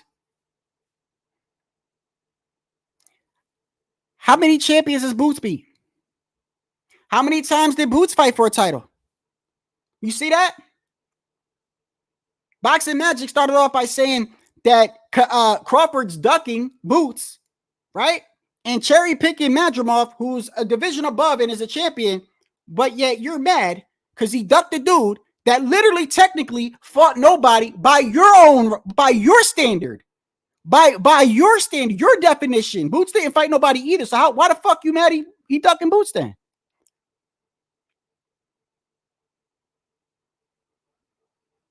I'm starting to think that if Crawford was Mexican, you wouldn't be fucking so hard on him. I don't know. I'm just gonna go out on a limb there, Boxing Magic. I'm being dead honest, dead ass honest with you, bro. Boots, by definition, ain't done shit either, and I fuck with Boots, and I want to see that fight a lot, bro. I want to see Boots and Crawford, but by your definition, he ain't done shit either.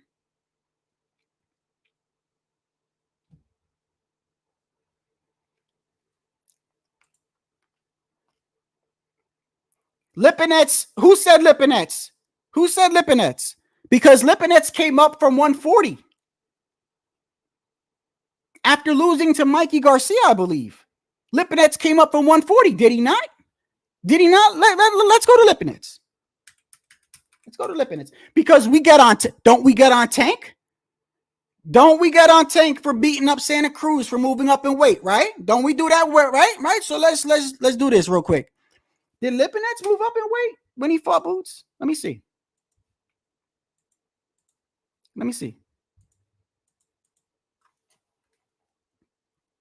Just to show you, it's Lipinets right here.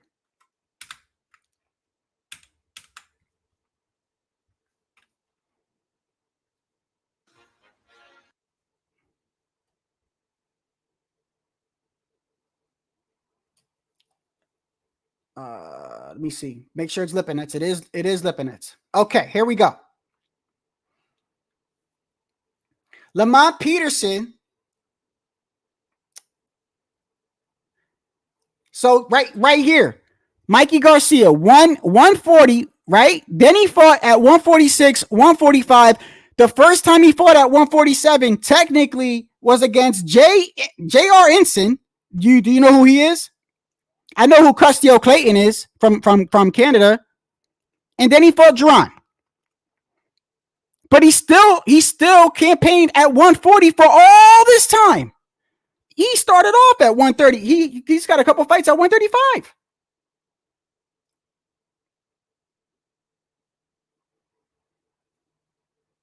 And let me look at Lipnet's record real quick, because Lipnet's must be a killer too, right? Lipnet's must be a killer too. Let me see. Franklin Barrera, Dismil Kozavosh, Renell Griffin, Daniel Lamelli, Ernie Sanchez, Kendall Mina, Haskell Rhodes, Levon, I can't even say the last name, Walter Castillo,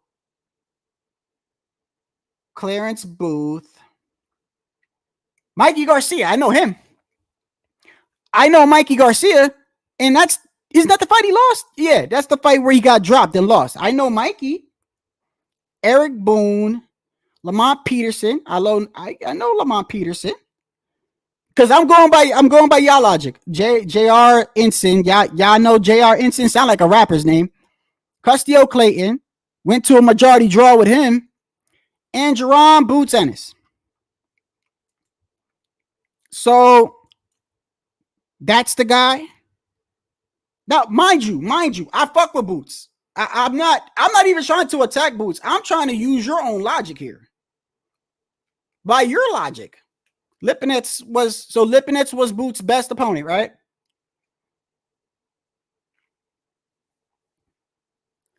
So y'all mad that he ducked Boots, who technically by your standards didn't fight nobody, but you're also mad that he went up to 154 to fight Madrimov. This is funny to me, bro.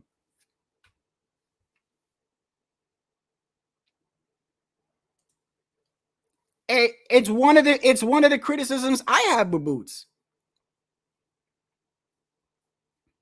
I'm not gonna act like Boots fought.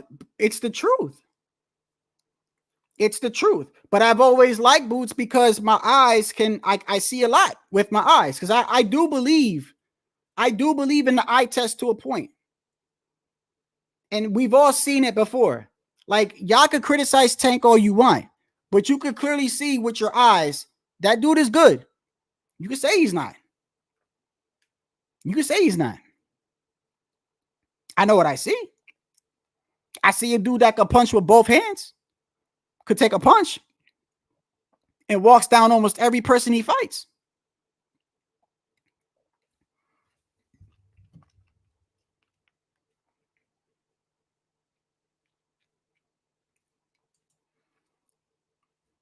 I agree.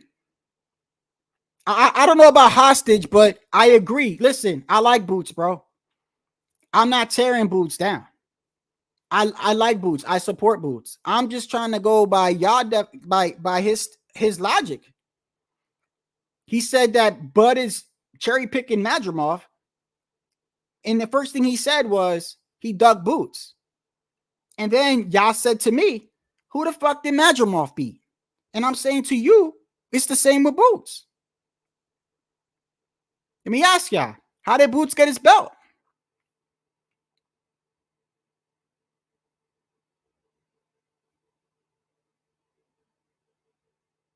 How did Boots get his belt?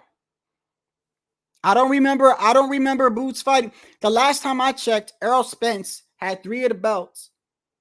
And Crawford had the WBA, I believe, or the WBO. The WBO. I think it's the same one that T.O. got, because T.O. was going to use it as leverage to go up.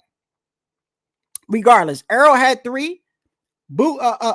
Crawford had 1, right?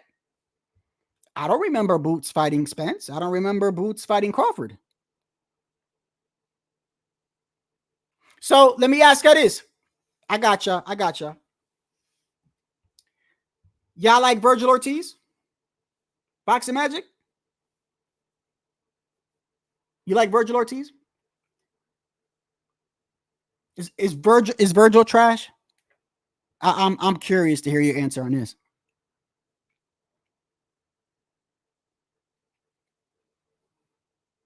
Do you think Virgil's trash?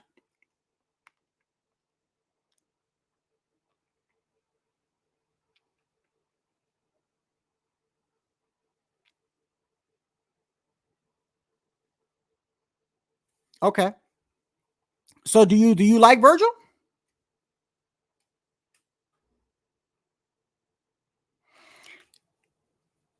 So by your definition, is Boots a killer? Do you see the game we're playing here, bro? So let me get this straight. Let me get this straight. You're shaming Bud. Okay, so let me ask y'all. For y'all that got a problem with this, what would have made you happy for Bud to do? I want to hear your answer. What would you have been happy that Bud do?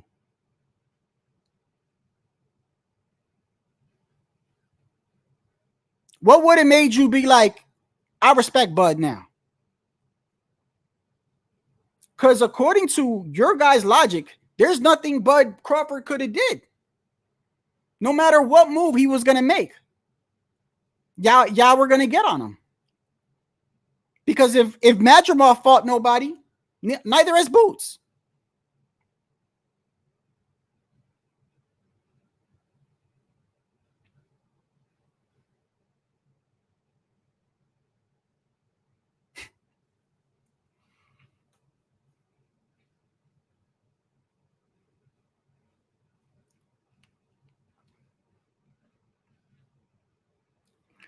Bro, most of y'all don't like Crawford. That's why. So now he's a fraud. Why is Crawford a fraud? Bro, y'all going too far, bro. So now Crawford is a fraud, bro?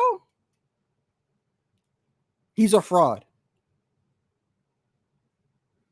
You know what's so crazy, bro? You know what's so crazy? Y'all got no problem with me when I'm defending Canelo. Y'all like facts, Shadow? Facts, Shadow? Facts, right? I try to give Crawford credit, and y'all like, fuck that.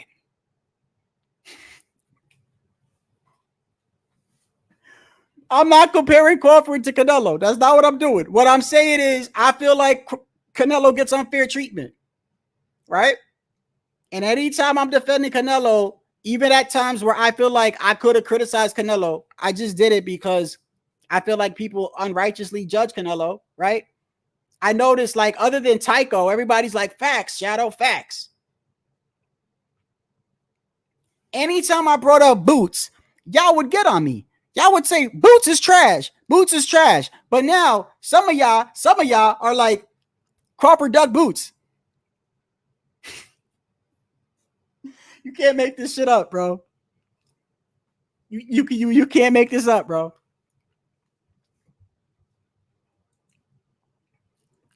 It goes with the same logic that this card is trash.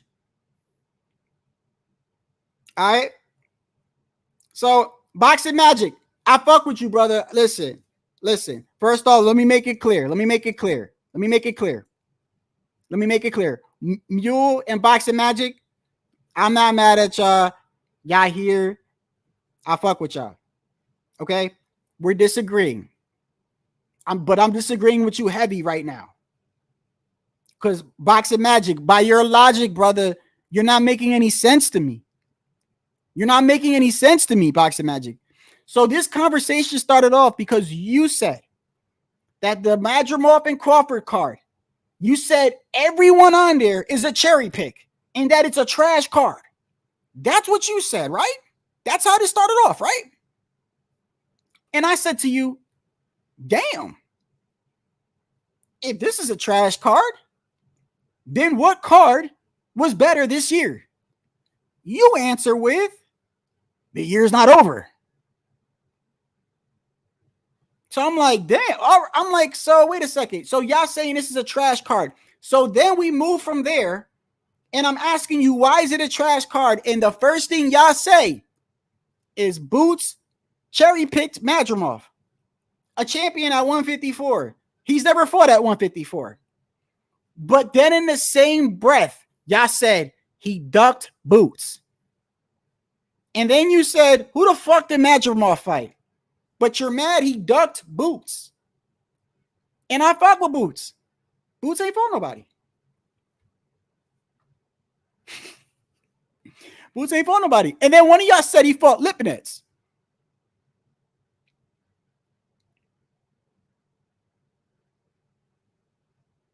I'm trying to understand. I'm trying to follow y'all. Like, So 2 times undisputed. He's a fraud. Crawford's trash, right? I listen. If that's what you think, then that's fine. I don't share that. I don't share that. Bud Crawford is a dog. That's a bad motherfucker, bro. And by the way, I want him to fight Boots because I like Boots. Like, I'm not trashing Boots. I'm using your same logic. So you're mad that he ducked a guy that fought nobody to move up in weight and fight a guy that fought nobody, right? So by that logic, you know what that tells me? That tells me no matter what Terrence Bud Crawford was going to do, y'all was still going to call him a fraud, and a cherry pick. Because who else? What else was he supposed to do other than Boots? What else did y'all want him to do?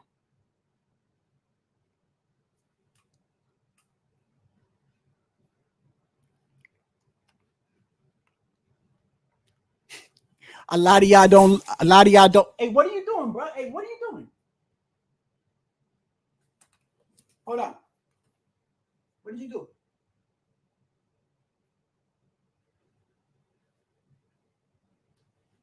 Oh, shit.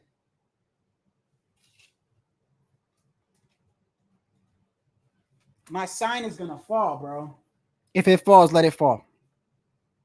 If it falls, let it fall. That's what it was. I thought it was the cat.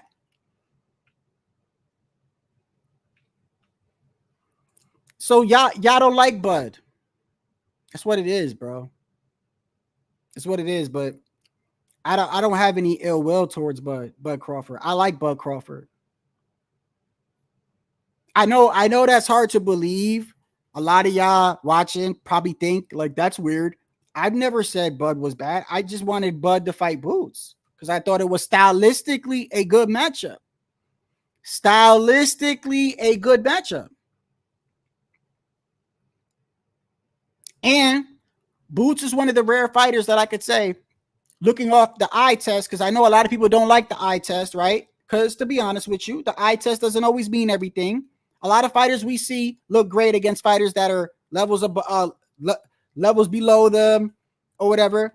But there's a few fighters that I could see with my own eyes, bro, that I know are good, bro. The same way I look at Boots is the same way I look at Virgil. Virgil's got better resume than Boots.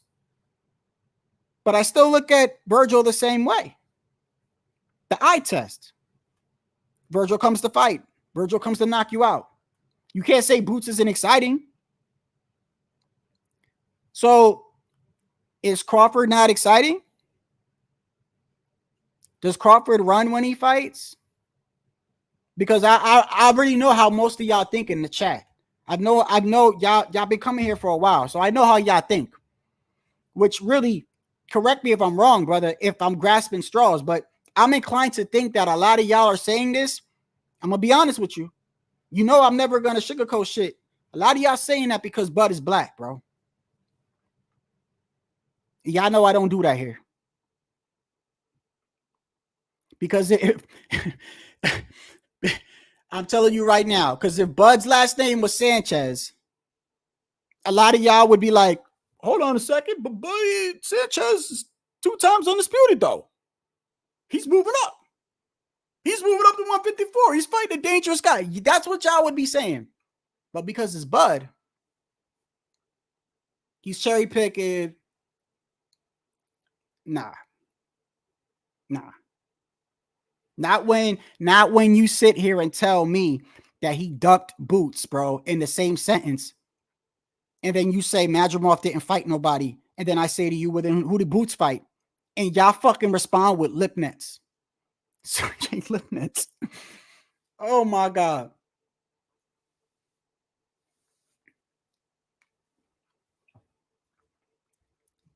That's not true for you? Okay.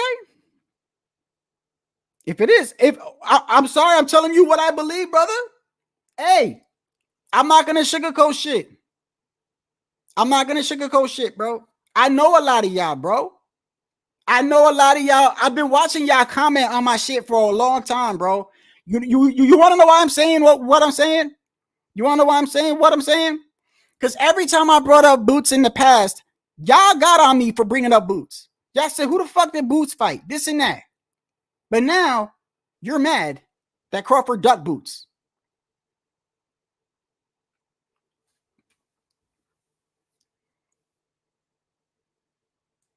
Bro, I don't play the racist card on either side, bro, but I'm not stupid, bro. I'm not stupid. Y'all can sit here and tell me all day it ain't because Bud ain't black. I'm not going to say all of it is. I'm going to tell you right now, if Bud's last name was Sanchez, I know in the back of my head, at least half of y'all wouldn't be saying what you're saying right now. You think I don't know who my mods are? You think I don't know who's fucking subscribed to my channel, bro? You think I don't watch your guys' comments all the time? Anytime I'm fucking bigging up Canelo or I'm bigging up any other Latino fighter, y'all like facts, facts, facts. In fact, some of y'all that are subscribed to me used to troll me on other channels and say, all you do is like black fighters. I'm not stupid, bro. I'm not stupid.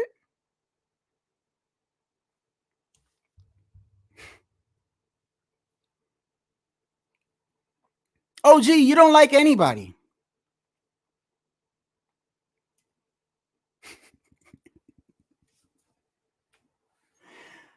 Oh my God, bro.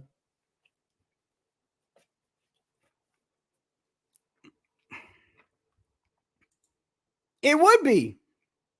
It would be. If Boots fought Madrimov, that'd be his best win. Just like y'all said to me, was it you, Boxing Magic? I said, Bacoli is Jared Anderson's hardest fight.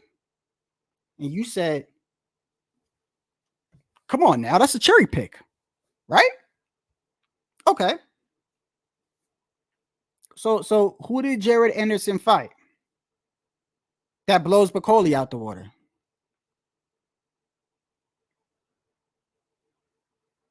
Like who was these fucking monsters Jared Anderson has been taken apart?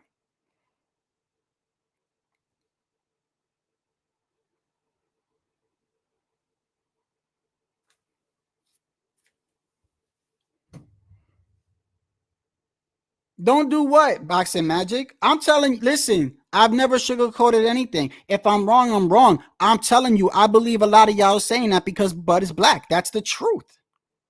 If I'm wrong, then I'm wrong, bro. But I'm telling you, y'all know here, I don't play that shit, bro. Just like motherfuckers think I should be on code for Berlanga. I don't give two fucks about Berlanga, bro. I don't care about Berlanga at all. I don't play on code. I just told you. I will walk past a homeless Puerto Rican eating a chicken sandwich and I don't give two fucks about him, bro. At all.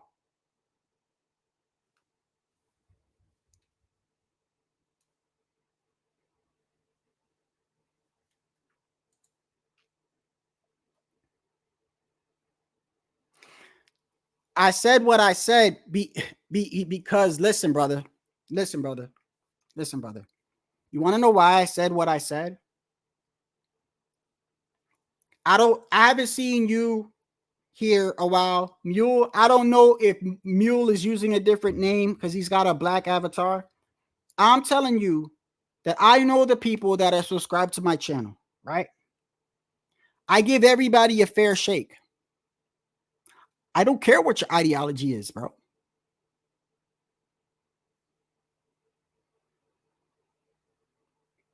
But just know that I'm not stupid. And I've seen y'all and what y'all said on other channels, bro. You think I don't read your comments when you're on other channels, bro? Do y'all think I'm fucking stupid, bro? You think I'm stupid? You don't think I've ever seen y'all on other channels and what you write in the comments? I don't care because that's what you think. It's fine. That's why I made the comment about Bud being black and y'all treating him like that. Because I've seen what a lot of y'all have wrote on other channels. And I've also seen how a lot of y'all respond to me when I'm bigging up a Latino fighter, bro. And I'm keeping it a buck. And if y'all don't like it, I don't know what to tell you. I don't know what to tell you. I don't play the on-code. You can't say I play the on-code shit because I'm shitting on Berlanga, who I think is trash, by the way. Fucking trash. And I'm honest when I say that. He's overhyped. He's manufactured. Just like I said, Devin Haney was overhyped for 2 years. I never said Devin was a trash fighter, though. And actually, I'm being hard on Berlanga when I say he's trash. But the reason why is because I expect more from a person representing the island, bro. All right? And I know how they're going to market this fight. That's why. And not only that, but for 2 years, I've been telling you how I felt about Berlanga. So I'm not going to change up now. I don't flip-flop, bro.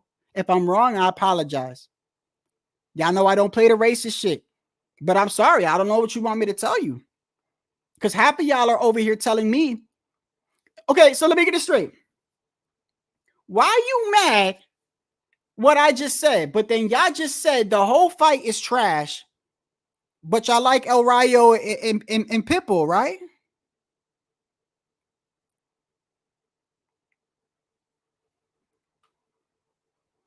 Should El Rayo be fighting for a title?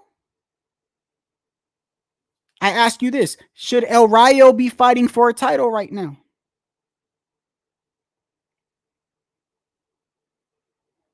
He beat Chris Colbert, who he lost to in his last fight, who then was knocked out by De Los Santos in the fight before that. So, yeah, he did beat my boy Colbert. That's not really saying much, bro. That's not saying much. Chris Colbert gets the same treatment from me. Chris ain't never won a fucking title.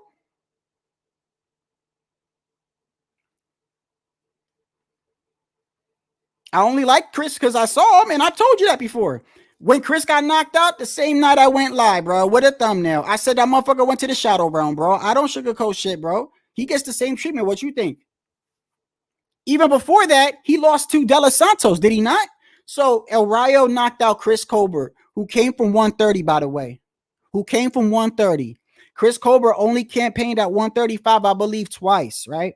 Both times was against El Rayo. The first one, which a lot of y'all said was a robbery, by the way. Regardless whether you think it was a robbery, Chris Colbert was piecing up El Rayo in the middle of that fight, bro. Go back and watch the fight.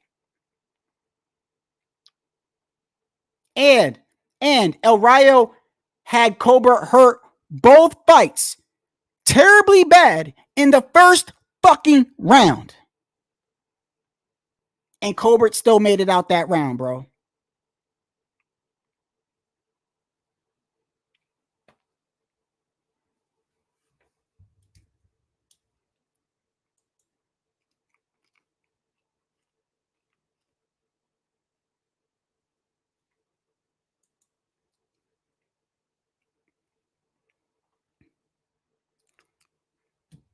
So the WBA ordered Rolly's fight. And you're right. You're right. Rolly should have lost the Jackson Marinez fight. He should have been disqualified when he fought Yigit. What's your point? What's your point? What's your point? I want to see it too. I wouldn't mind seeing it. What was wrong, bro? What was wrong? Because I brought up race, because I said I think y'all talking about Crawford because he's black. I said it. I said it.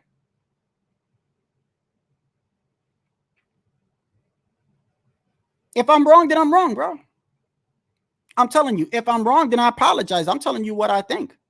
Y'all know I don't. You know why I'm saying what I'm saying? You want to know why I'm saying what I'm saying?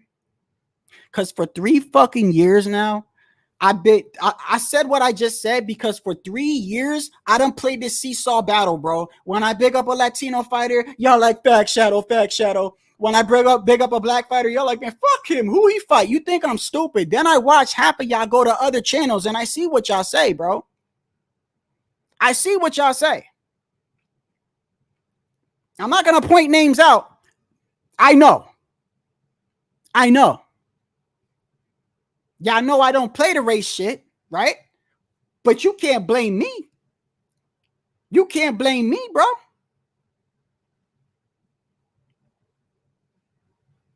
Because half of the shit y'all saying ain't even making any sense. When I talked about boots, half of y'all left comments in my shit. Oh, you only like black fighters, Shadow, right?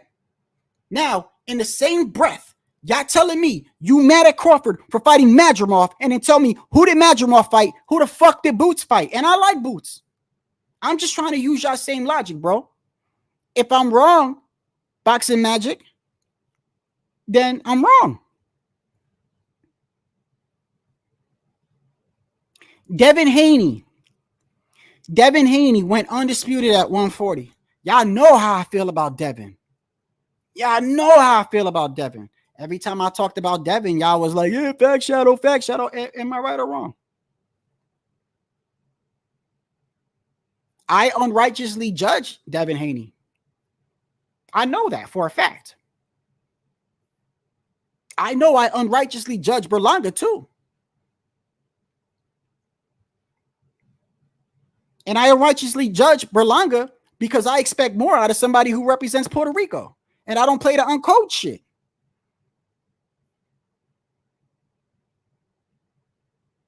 So when I say that I think some of y'all making comments because Bud is black, my bad, bro. My bad. Just sounds weird to me. Sounds weird to me that you mad that he ducked Boots and then said, who does Madrimov fight when Boots ain't fought nobody? Y'all said Lipinets, bro.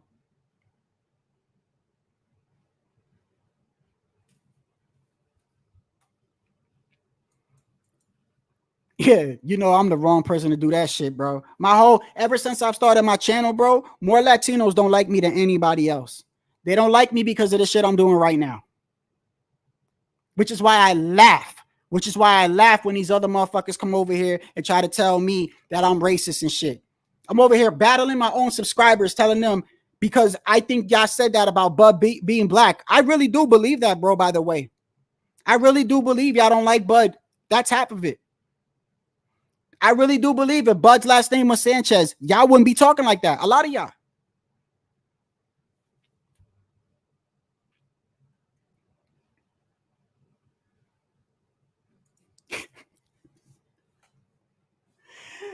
OG says OG don't like nobody. So that doesn't mean much either. OG doesn't even like me, probably.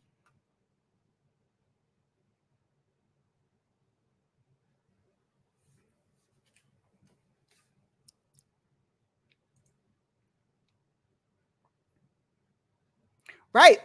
So let me get it straight. You're right. You're right. So if Boots' best win is an Abenesian, then why y'all mad that Crawford duck Boots? Which, by the way, you know I want to see that fight, right? I'm trying to use y'all logic. Bro. To me, Madrimov isn't a cherry pick. Just like Canelo, to be honest with you, Canelo and Berlanga isn't a cherry pick. I done told you that Canelo picked the best choice that he had given his situation, bro. Doesn't mean I like the fight. Two things can be right. If you mad that Crawford didn't fight Boots, which I am too, because I've always liked Boots, and every time I brought up Boots, y'all did the same shit y'all doing right now. Right now. Every time I brought up Colbert, every time I brought up Boots, every time I brought up all the fighters that I like that are black, y'all said this to me. So you mad that I say that? Come on, bro. Come on, man. It is what it is, bro. It is what it is. I say what I say, and I say if I'm wrong, then I apologize, bro. But y'all can't say that I do that shit. I don't even play the uncode shit, bro.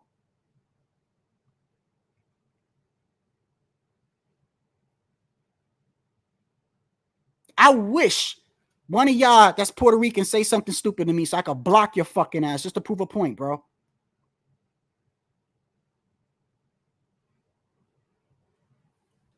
I don't do that shit, bro. I just don't. And if I'm wrong, then I'm wrong, bro. Then you tell me why. You tell me why it doesn't make sense to me then.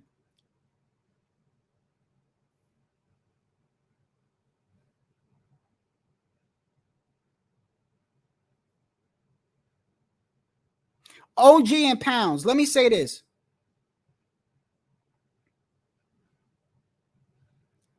bro. Never sobers.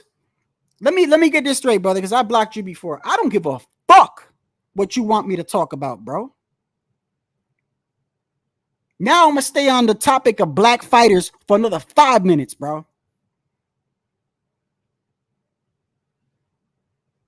Some of y'all got me fucked up, bro.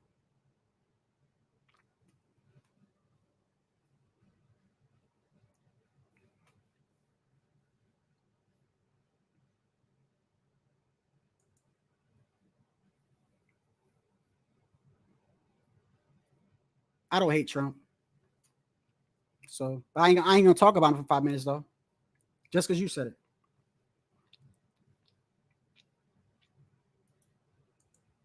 My bad, Boxing Magic. I ain't trying to come back. I ain't trying to go at you, Boxing Magic.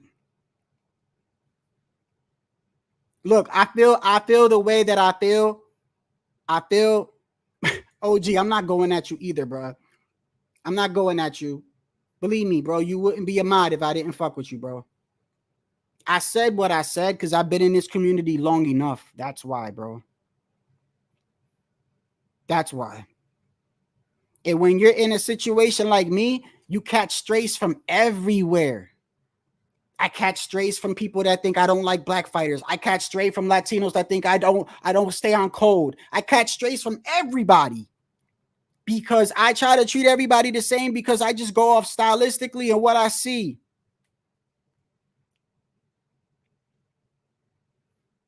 So it does look kind of weird to me. And I said what I said. If I'm wrong, then I'm wrong, bro.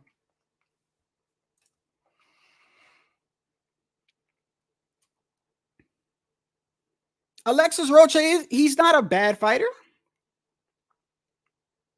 He's not a bad fighter.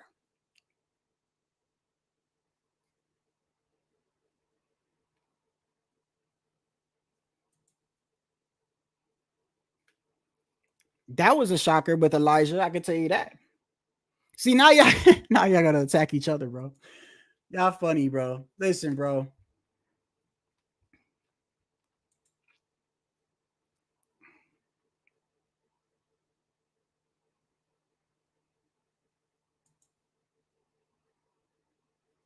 So let me just ask you about the topic of Bud Crawford.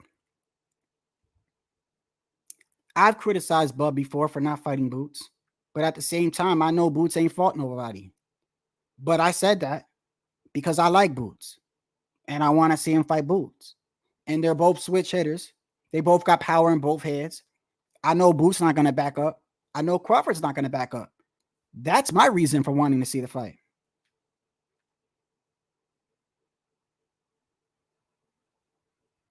So what makes Madrimov so different? Because he's only got 10 fights. Stylistically, he's a power puncher, bro. When he comes forward, bro, he's going to come to fight. Make no mistake. Madrimov is not going to run from Bud, bro. He's not. I don't know why you guys are so hard on Bud Crawford then. If it ain't race, then what is it? I'm just asking. A lot of this shit that went on with Bud didn't even control it. I blame Bob Arum.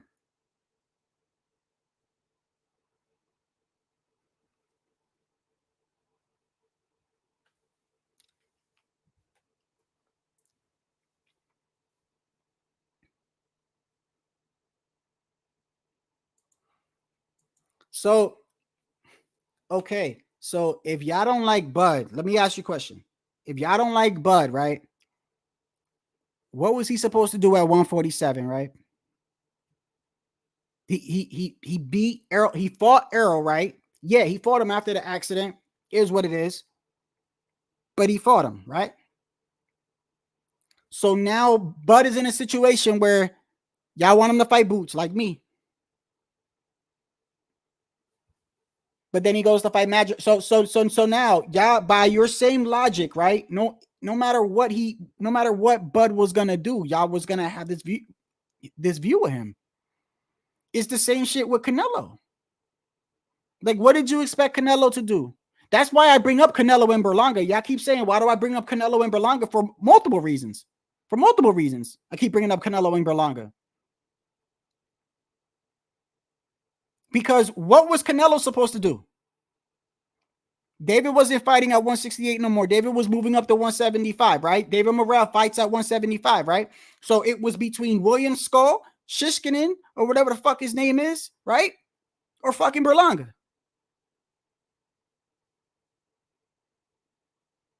Business wise, or I'm sorry. Oh, what's his name? What's his name is ranked number 1? Pacheco. So what did you want Canelo to do? I don't like the fight. You see that? I don't like it because it's Berlanga. But he made the right choice, bro. So what did you want Bud to do?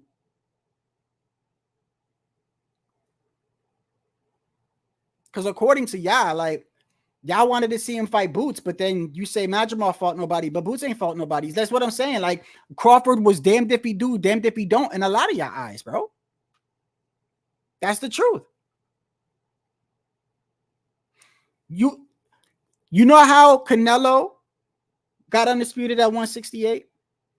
And how I say it's unfair for people to say that he cherry-picked 168 because these guys were undefeated. Callum Smith had won a tournament at 168. Billy Joe was a champion. Caleb Plant was a champion. Some of them were calling Caleb Plant black, by the way. They got on Canelo, say that he picked a weak division and that none of these guys were really champions, right? You know how a lot of us was like, come on, bro, that's some bullshit, right? Because he can't control who's champion at 168, right? What did you want Bud to do at 140? What did you want Bud to do at 140?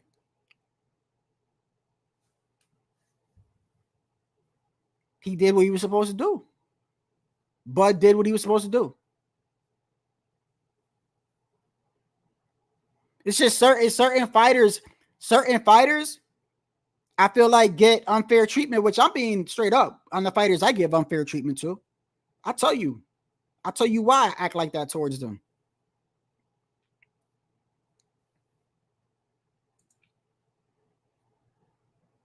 What was a weak division? 168?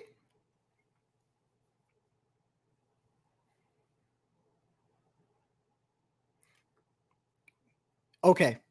So now you're saying Canelo went to a weak division, right? Why? Why are you suddenly saying that now? So let me get this straight. Y'all wanted Canelo to stay at 160 and fight who? Boo Boo Andre? Jamal Charlo? Would that have made a difference to y'all? I know it would have made a difference to a lot of other people, but would that have made a difference? Canelo's another one. He damned if he do, damned if he don't. If he don't fight nobody named David Benavidez, nobody want to see this shit.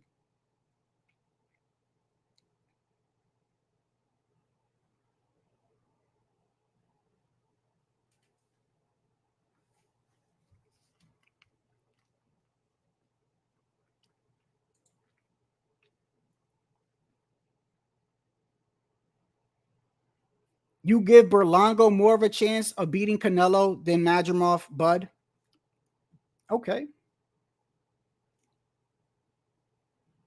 But my whole thing is this, though. Like, by your same logic,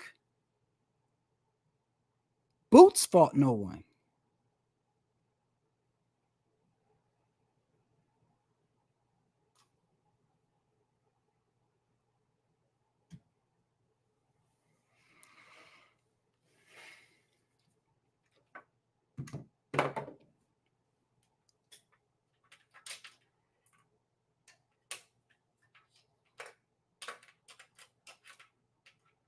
I just don't understand what you wanted Bud to do. That's all. Like, y'all still not answering that question. Like, what did you want Bud Crawford to do?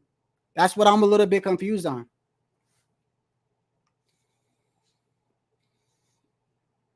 I'm trying to see what Bud would have did. So y'all could have been like, nah, that's acceptable.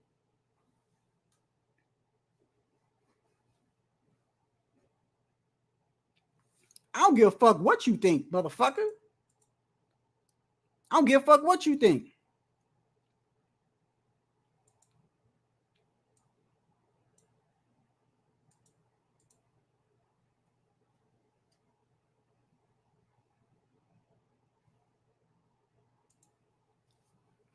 I don't give a fuck what you think, bro.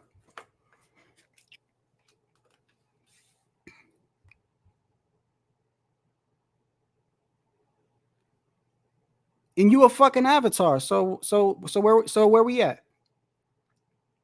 I bet you if I drop the link, your bitch ass won't hop on and turn that camera on. I bet you that I do know.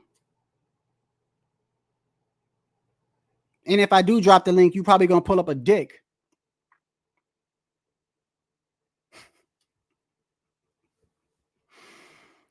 Oh my God, bro.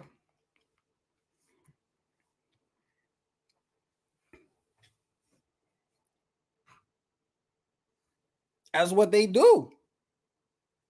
That's what they do, bro. That's what they do. Half of the time they say, go ahead, drop the link. Shadow, you a bitch. You ain't this, you ain't that. I dropped the link. How many times have I clicked on the link and I'm like, yo, what's good, bro?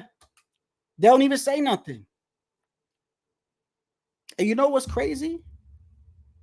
Half of them be putting a black dick up there. Y'all.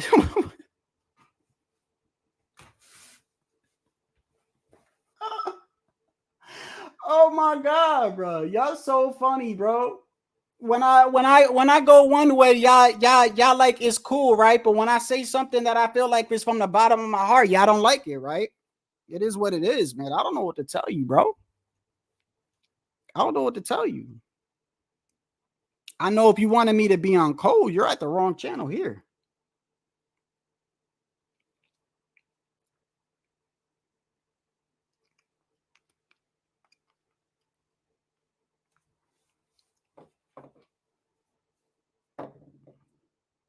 Don't worry. Y'all love me again when I big up Canelo next time. Y'all love me again. Next time I defend Canelo, y'all like me again.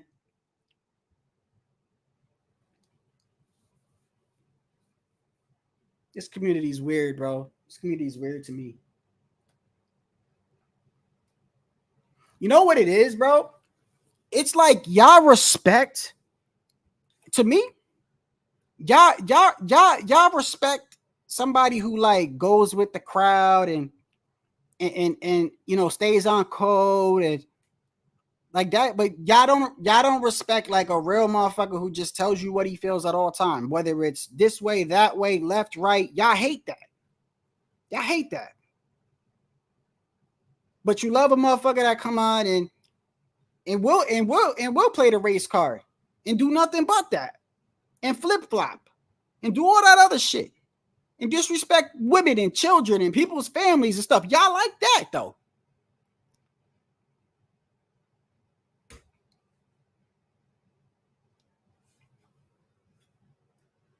Boxing is tribal.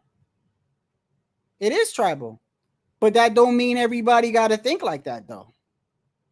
That don't mean everybody got to do it, brother.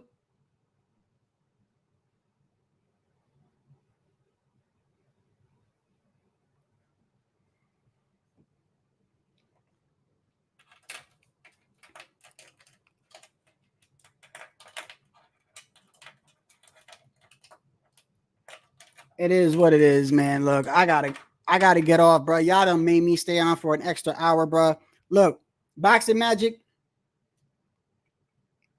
I didn't mean anything towards you, brother. All right.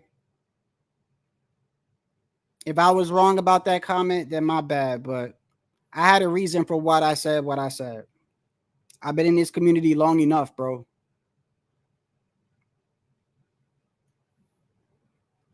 Y'all have a great night, man. I'm out.